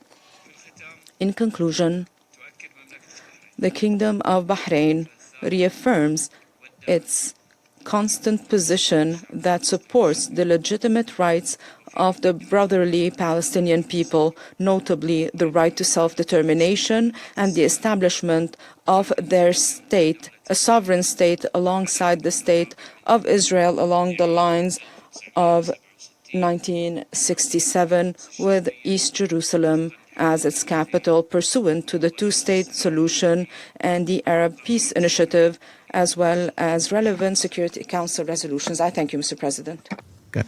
I thank the representative of Bahrain for the statement, and I'll give the floor to the representative of Somalia.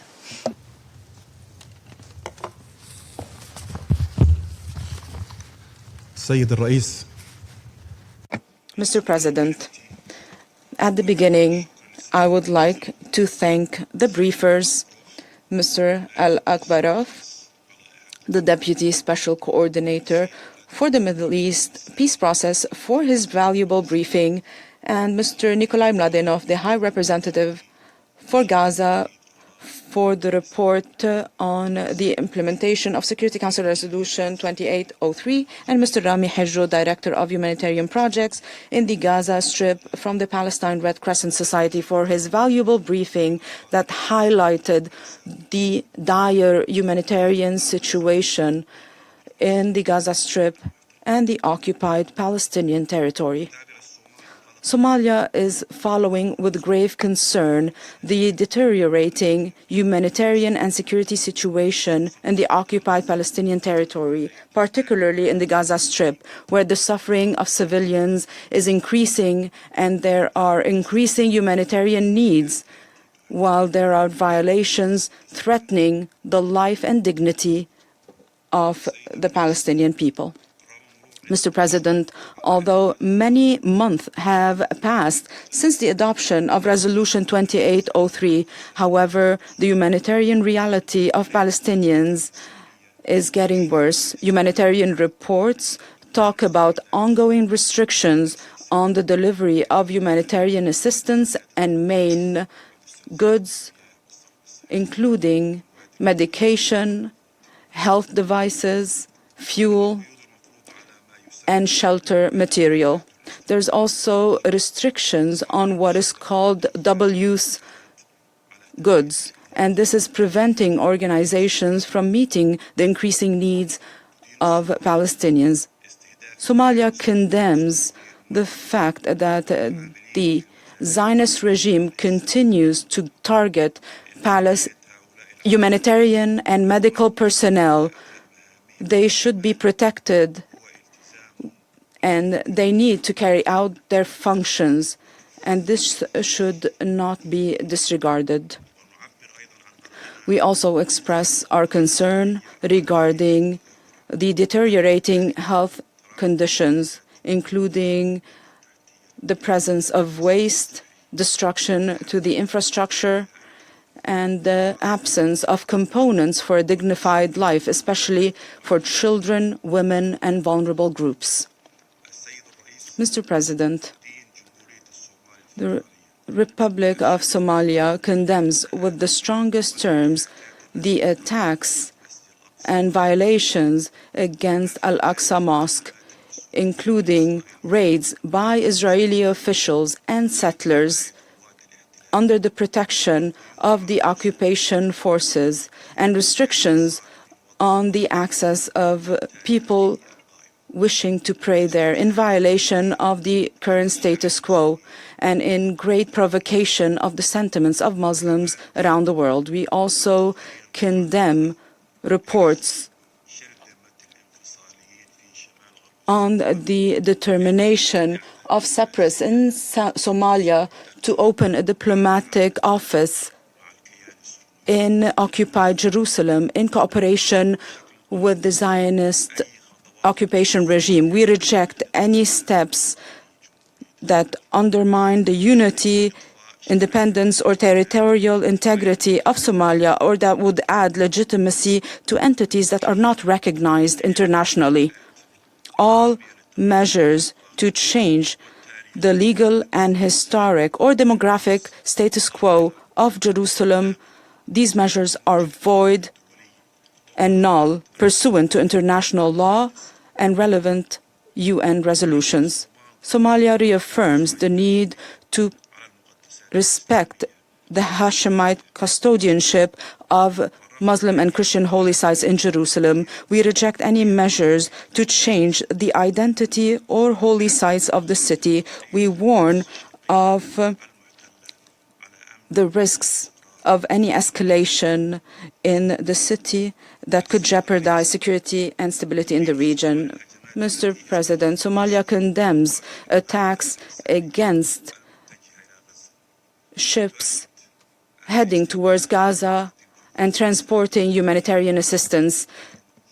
Hindering humanitarian assistance is unacceptable. This runs counter to international humanitarian law and humanitarian principles. We reaffirm the need to respect and guarantee the safety of humanitarian personnel and guarantee the delivery of humanitarian assistance without any politicization or obstacles. Somalia reaffirms the need for accountability and adherence to international law, including preventing the crime of genocide, guaranteeing the protection of civilians, and preventing any grave violations of international humanitarian law and human rights law. Mr. President, Resolution 2803 provided a path for the protection of civilians and providing basic services and enabling humanitarian assistance. It should not fall victim to political considerations or security considerations. It should be implemented fully and in a balanced manner. Humanitarian assistance should be delivered immediately and in a secured way. This is a moral and legal obligation that should not be restricted or delayed. We also reaffirm the need to enable the United Nations and its agencies, especially UNRWA, to carry out its functions without any obstacles and to open humanitarian crossings fully and consistently to meet the needs of the population. In conclusion, Mr. President, achieving a comprehensive and just peace in the Middle East requires the full implementation of the resolutions of this Council, including Resolution 2803, in all its dimensions: a ceasefire, protection of civilians, expanding a humanitarian response, and providing favorable conditions for a credible political process based on the resolutions of international legitimacy and the two-state solution to guarantee an end of the ongoing occupation and the right of the Palestinian people to self-determination and the creation of their state, a sovereign state, along the lines of 1967 with Al-Quds al-Sharif as its capital. Somalia reiterates its support to the Palestinian people and their legitimate rights. We will continue to stand behind any effort that would achieve peace, stability, and human dignity in the region. I thank you, Mr. President. I thank the representative of Somalia for the statement, and I'll give the floor to the representative of DRC. Monsieur le Président, la République démocratique du Congo vous remercie. The Republic of the Democratic Republic of Congo wishes to thank you for this meeting dedicated to the situation in the Middle East, including the Palestinian question.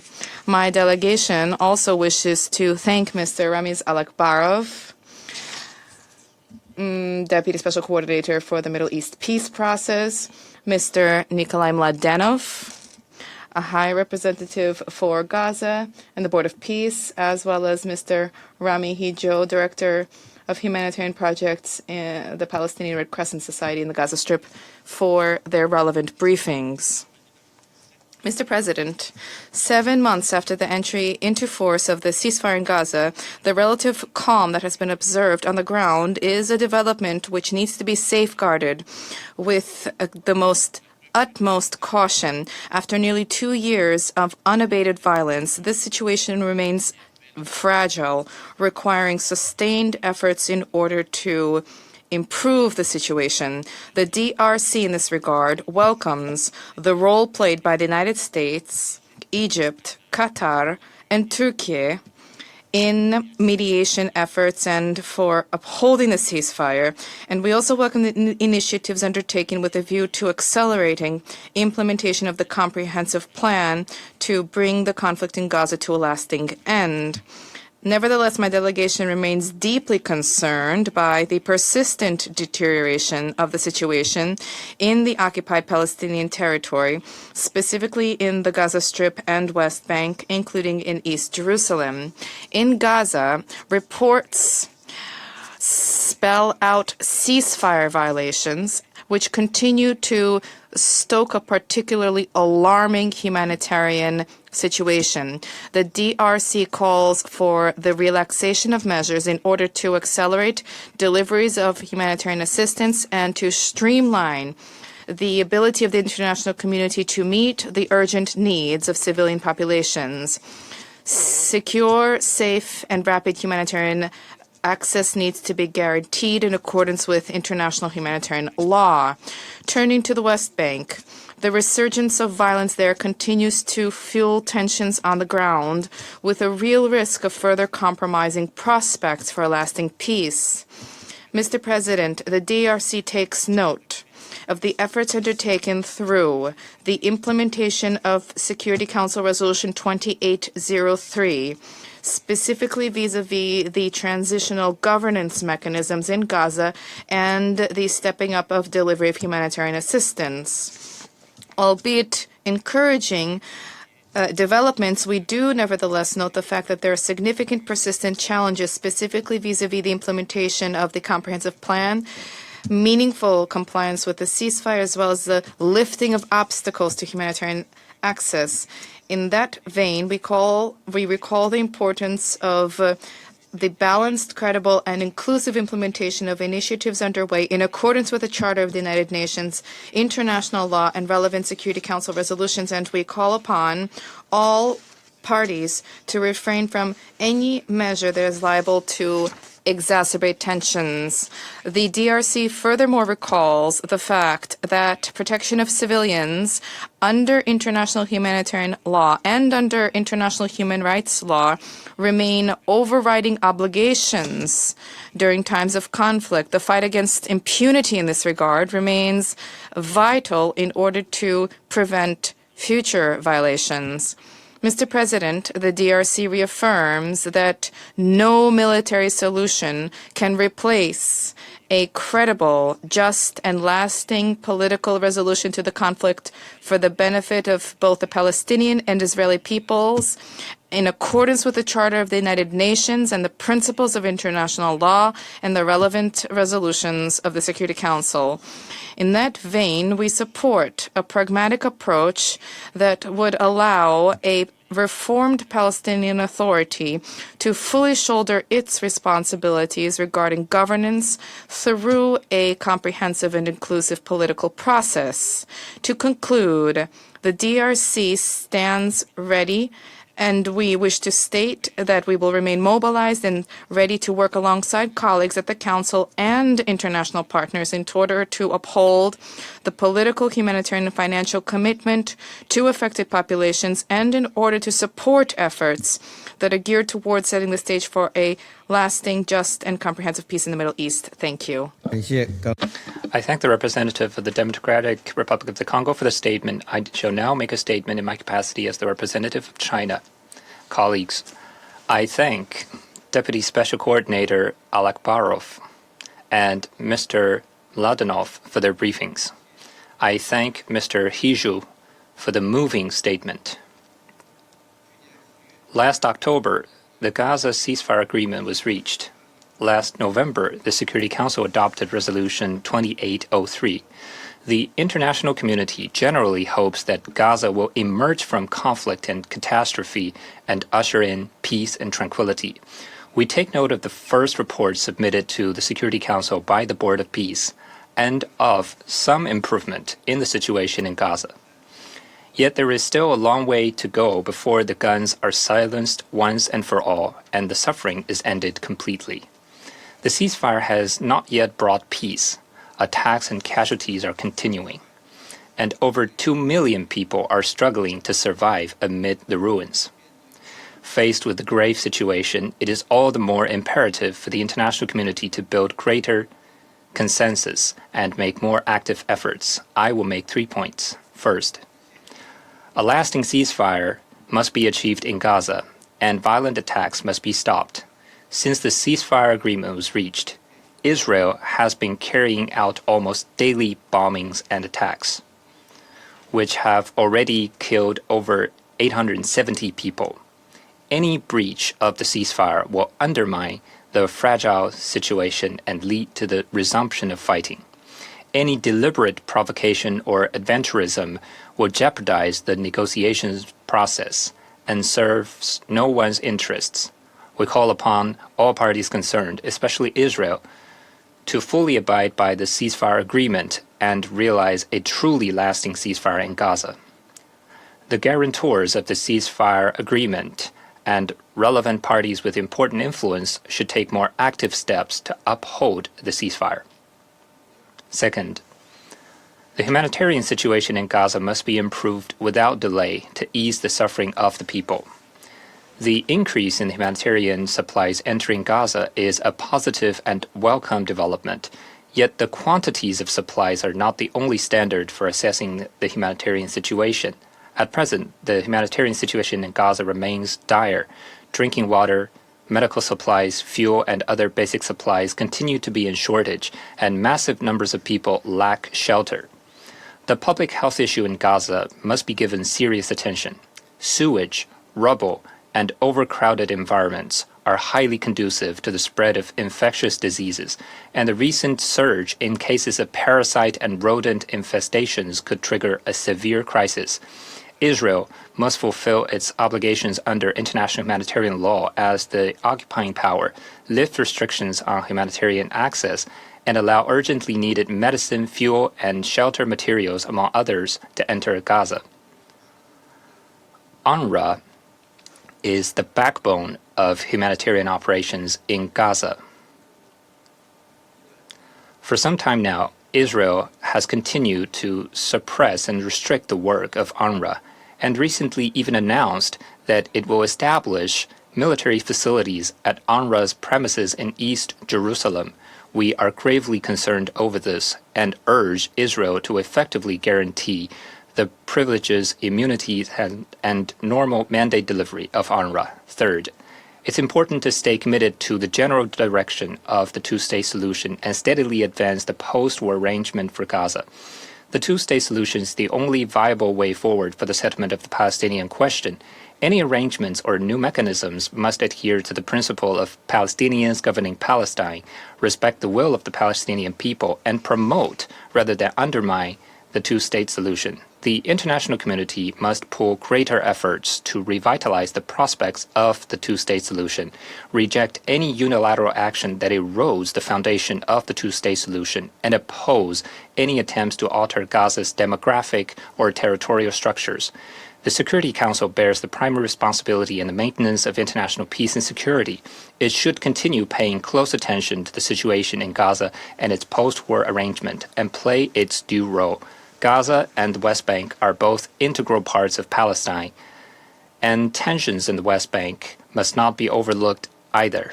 Israel should abide by international law and Security Council Resolution 2334, stop settlement activities, curb settler violence, and ensure serious accountability.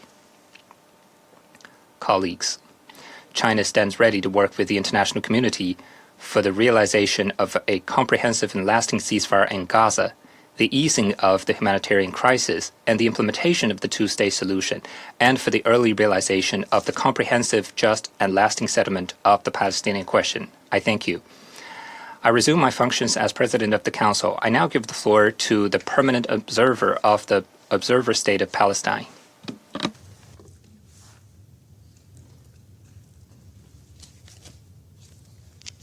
Mr. President,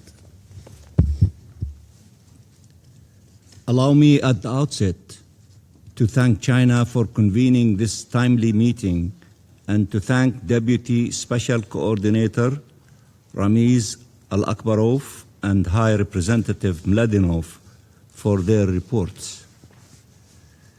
The Palestinian Prime Minister met with both Mr.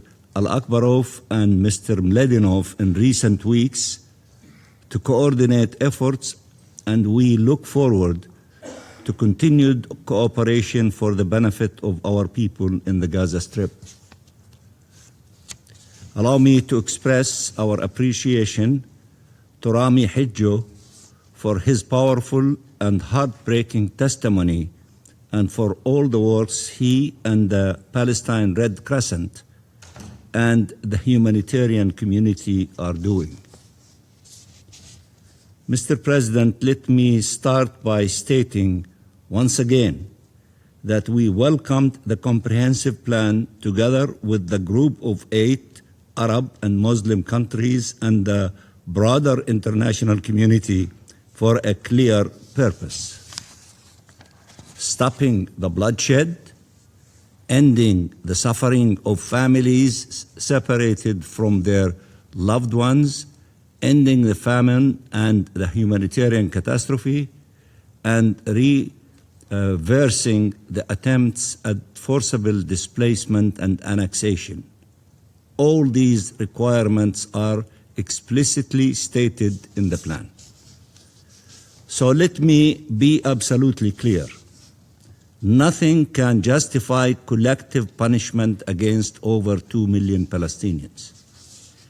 Humanitarian aid is neither conditional nor can serve as leverage nor be utilized as a weapon of war. The crossings must be and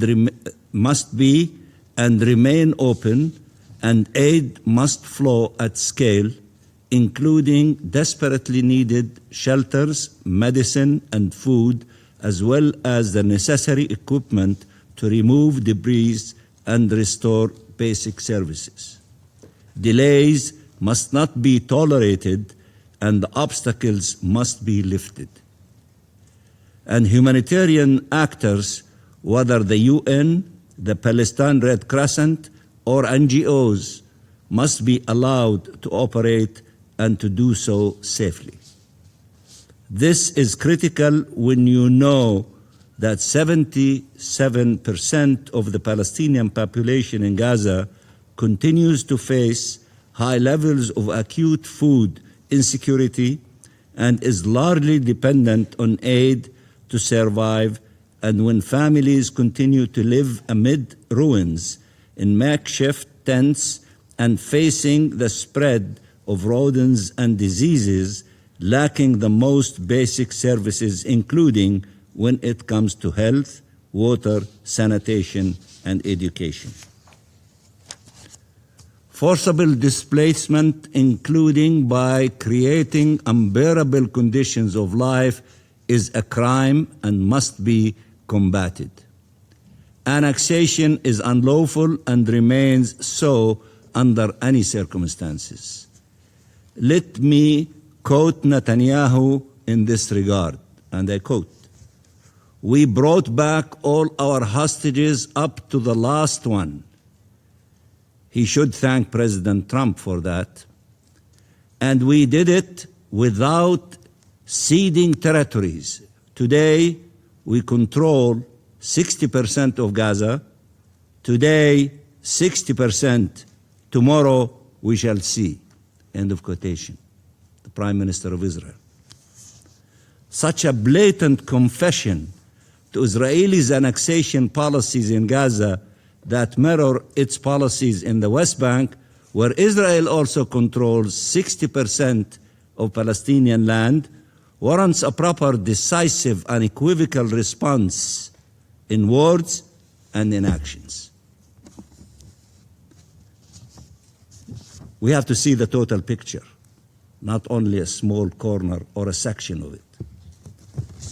Mr. President, we recognize and appreciate the mobilization of the U.S. administration, including at the highest level, and of the other guarantors, as well as regional and international players and the Board of Peace.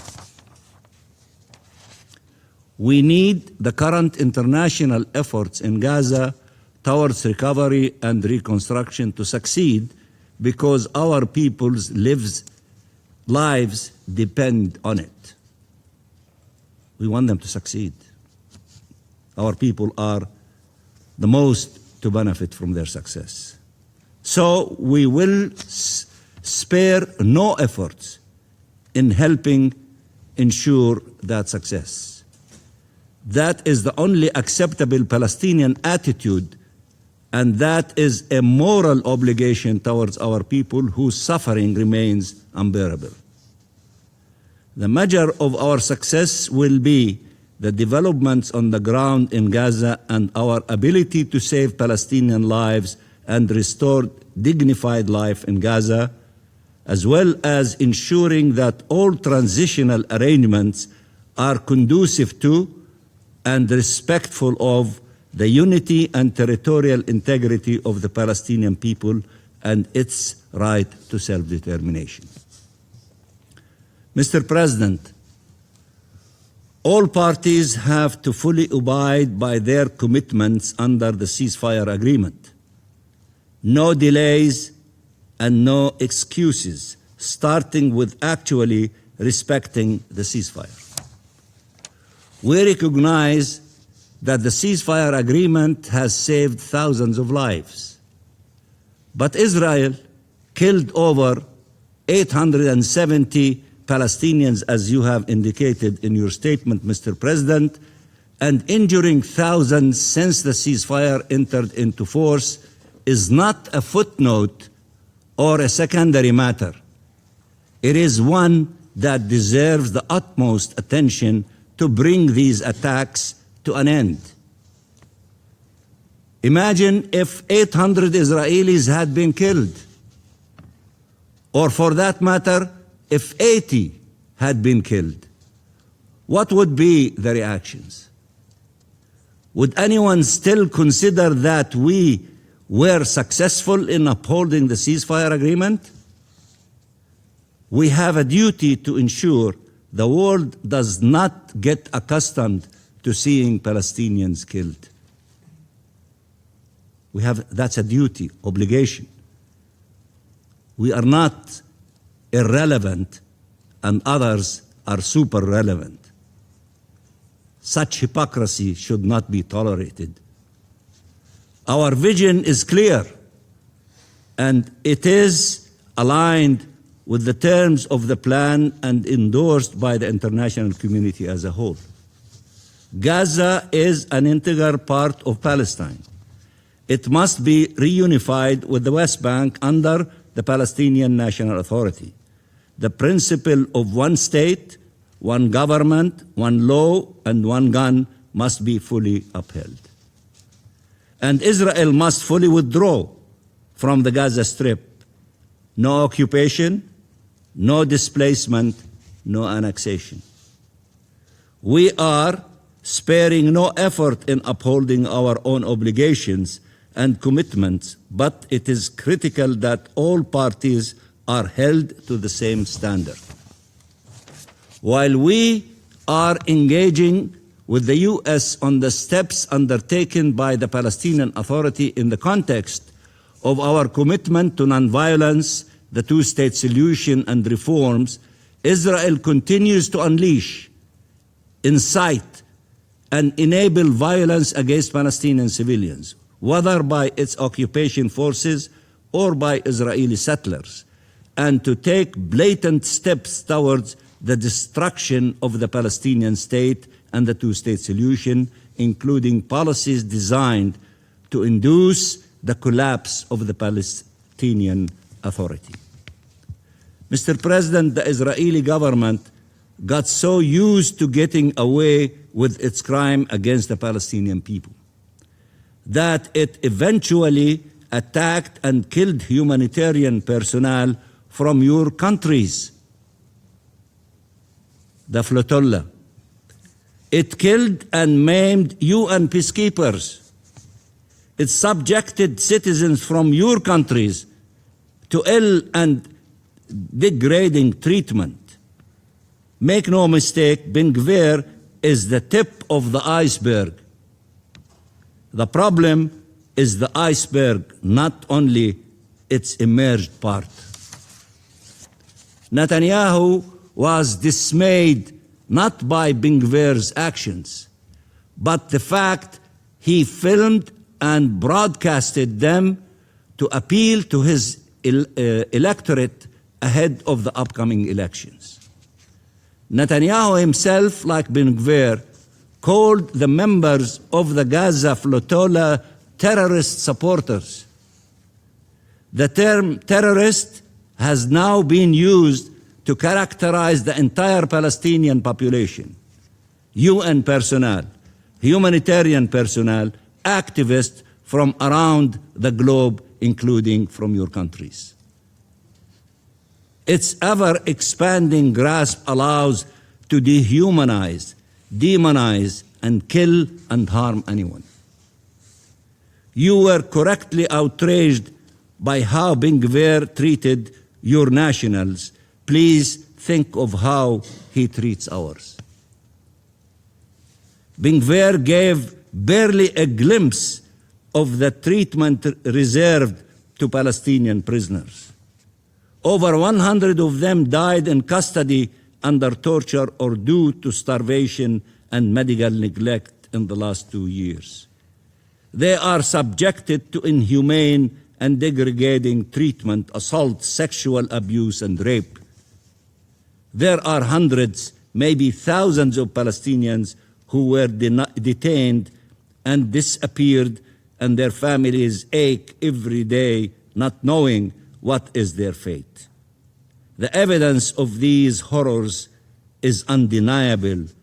The perpetrators known and shielded. In the same vein, Smotrich has ordered publicly the forcible displacement of the Palestinian community in Al-Khan al-Ahmar. Katz declared transforming the UN compound into military facilities for the Ministry of Defense. Netanyahu declared steps to entrench Israel's de facto annexation of the Jordan Valley. All this happened in the last couple of days. The so-called flag march across occupied East Jerusalem, endorsed by the Israeli government, and the aggressions and racism that accompanies it, together with assault on people and holy sites, has highlighted once again the urgent need for de-radicalization efforts in Israel before it is too late. Especially as it is clear Israel will spare no effort to obstruct the prospect of Palestinian self-determination and independence of our state promised by the plan of President Trump. Mr. President, there is no world in which the current fate of the millions of Palestinians in Gaza Strip or in the West Bank, including East Jerusalem, can be deemed acceptable. After all that has happened before, during and after the 7th of October, we must seize the opportunity offered by the ceasefire agreement to take decisive steps to end the suffering, the occupation, and the conflict, and ensure freedom for the Palestinian people and peace, security, and prosperity for Palestinians, Israelis, and the wider region. We have an obligation to seize this historical moment and prevent the reoccurrence of tragedies that can be avoided if we make the right decisions. If we make the right decisions. This should not be left to the whims of any party. International law is not optional. There should be only one path: compliance or enforcement. One path: compliance or enforcement. All countries must do all they can, so we have no choice but to make the right decisions. And I thank you very much, Mr. President. I thank the permanent observer of the Observer State of Palestine for the statement. I now give the floor to the representative of Israel. Thank you, Mr. President. We wish to thank our briefers here today with us. And, Mr. President, there is a dangerous illusion taking hold in this chamber. The illusion that diplomacy can succeed while terrorist organizations are allowed to hold diplomacy hostage. Israel's position should not be misunderstood. We continue to believe in diplomacy, and we want diplomatic efforts to succeed because they remain the best path towards a more stable and secure future for Israelis, Palestinians, and the wider region. But diplomacy can only work when the parties involved are prepared to treat it as a path to implementation rather than as a mechanism for delay. When terrorist organizations use each round of talks to obstruct progress, preserve their weapons, and strengthen their position on the ground, the international community must be careful not to confuse process with progress. Hamas, Hezbollah, and Iran's proxies have repeatedly demonstrated that they do not treat diplomacy as a path to compromise, but rather as a means of delaying implementation, preserving their weapons, and strengthening their position on the ground. When the international community allows this pattern to continue, it risks turning diplomacy into a shield for the very actors who are obstructing it. That is exactly what Hamas is doing today in Gaza. For months, the ceasefire framework has remained trapped in deadlock, not because there is no path forward, no international plan, or no humanitarian mechanism, but because there is one central obstacle: Hamas refuses to disarm. The 11-page report submitted to this Council by the Board of Peace makes this reality quite clear. It states that the principal obstacles to full implementation remain Hamas's refusal to accept verified decommissioning, relinquish coercive control, and permit a genuine civilian transition in Gaza. The report also makes clear that reconstruction cannot begin where weapons have not been laid down, and that the single factor that unlocks every other element of the plan is a roadmap that includes the full decommissioning of Hamas and all armed groups in Gaza. Mr. President, disarmament cannot be treated as a secondary or symbolic issue, because it is the very condition on which any sustainable future in Gaza depends. As long as Hamas remains armed, the current situation will continue to harm Israelis, Palestinians, and the wider region alike. While diplomatic discussions continue, Hamas is using the delay to consolidate control, rebuild its capabilities, and strengthen its grip over the civilian population. In the territory that Hamas controls in Gaza, it continues to tax civilians, intimidate communities, obstruct contractors, and prevent the establishment of normal civilian governance. This is not a movement preparing for peace. Hamas remains heavily armed. It still possesses rockets, anti-tank missiles, assault rifles, and tunnel infrastructures across Gaza. This is not a political organization transitioning towards diplomacy. It is a terrorist army preserving its capacity for the next war. Hamas itself has said as much. On April 5th, Hamas spokesman Abu Ubaidah publicly rejected disarmament, saying that the disarmament demands were, and I quote, something we will not accept under any circumstances. So the question for this Council is simple. What exactly are we waiting for? The reconstruction of Gaza cannot succeed while armed militias continue to control its streets, and any serious effort to establish stability, civilian governance, and a better future for the Palestinians will fail unless Hamas is disarmed and its rule of fear is brought to an end. Despite Hamas's obstruction, humanitarian assistance continues to enter Gaza at scale.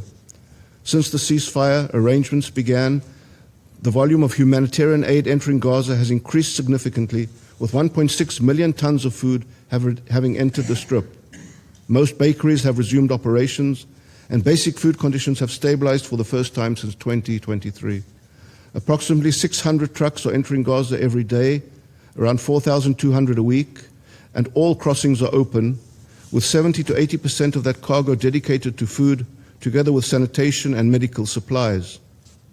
But humanitarian aid alone cannot solve Gaza's future. While Hamas remains armed, Resolution 2803 does not separate reconstruction from demilitarization. They are inseparable. Nor can we stop there. If we are serious about Gaza's future, we must also confront the deeper root cause, radicalization. Gaza cannot be rebuilt only with cement and electricity. It must also be rebuilt with a different education system, a different civil culture, and a different future for its children. The next generation in Gaza must not be taught to glorify martyrdom, murder Jews, or see terrorism as a path to dignity. Disarmament must be treated as the immediate security requirement, while de-radicalization must be understood as the longer-term political and moral challenge. And the international community has a responsibility to address both if it is serious about Gaza's future. Mr. President, the same principle applies in Lebanon. Israel prefers diplomacy. For the first time in decades, Israel has entered direct negotiations with Lebanon, and we are grateful to the United States for helping advance these efforts. Israel wants a stable, sovereign, and successful Lebanon. We want to see the Lebanese government capable of enforcing its authority across all of its territory. But diplomacy cannot stand alone. While negotiations continue, Hezbollah continues to threaten Israeli civilians. Hezbollah remains heavily armed, continues to violate Security Council resolutions, and continues to operate as an Iranian terror army inside Lebanon. As long as Hezbollah threatens our people, Israel will defend its citizens. If the international community truly wants to support a sovereign Lebanon, then declarations of intent cannot be treated as sufficient. Support must be linked to measurable results with clear benchmarks, credible evidence, and consistent monitoring. Mr. President, the world cannot ignore the nature of the organizations with which it is dealing. Last month, Israel spoke in this chamber about reports emerging directly from Gazans describing blackmail, abuse, and sexual violence carried out by Hamas, the Hamas operatives against their own people. Since then, the Dina report, released on May 12th, following years of investigation, concluded that sexual violence during the October 7 attacks and their aftermath was systematic, widespread, and tactical. Its findings are based on survivor testimony, witness accounts, forensic evidence, and extensive documentation. The evidence points not to isolated acts of violence, but to a broader pattern in which terror was used deliberately as a tool of brutality, intimidation, and control. Yet many of those who speak with certainty when accusing Israel are far less willing to confront Hamas's crimes when they are documented and exposed. Mr. President, some speakers have referred today to Judea and Samaria. Israel condemns all violence against Israelis and Palestinian civilians, and when extremists act, Israel acts. Israel has implemented measures to combat nationalist crimes, including strengthened operational presence, enhanced monitoring tools, improved reporting with mechanisms, and a dedicated police force with expanded resources. But the Council should also be honest about the way this issue is often discussed. Some recent forums, including the recent Area Formula discussion, have not enabled serious discussion. They have created an echo chamber that entrenches division while avoiding the broader context of terrorism, incitement, and attacks against Israeli civilians. With reference to comments made about activists on the flotilla to Gaza, as Prime Minister Netanyahu and Foreign Minister Saar made quite clear, Mr. Ben-Gvir's conduct towards the flotilla activists was not representative of Israeli government policy, nor was it consistent with Israel's values and norms. Israel has every right to prevent a provocative flotilla of Hamas supporters from reaching Gaza, and those involved were properly detained in accordance with international law. All foreign activists from this public stunt have now already been deported from Israel. Israel will not permit any breach of the lawful naval blockade on Gaza. It will enforce the law, and it will also do so in a way that reflects the standards and values of the State of Israel. Mr. President, Israel will continue to defend its citizens against those who seek our destruction. No country represented in this chamber would behave differently. At the same time, Israel remains open to genuine opportunities for peace and continues to support diplomatic efforts that can produce real security and stability. But those efforts cannot succeed if they are built on illusions about the intentions of terrorist organizations, or if armed groups are allowed to remain empowered while using delay as a strategy to preserve their position. The choice before this Council is clear. Will the international community continue enabling endless delay, or will it demand that Hamas choose between terror and Gaza's future? Will it continue treating armed extremists as unavoidable political facts, or will it confront the root causes that have trapped generations in war, radicalization, incitement, and the glorification of terror? Every day Hamas remains armed is another day Israelis and Palestinians both are denied the future they deserve. Every day Hezbollah remains an army inside Lebanon, it is another day Lebanese sovereignty is denied. And every day Iran's proxies are allowed to hold diplomacy hostage is another day the region is denied peace. I thank you. I thank the representative of Israel for the statement. There are no more names inscribed on the list of speakers. The meeting is adjourned.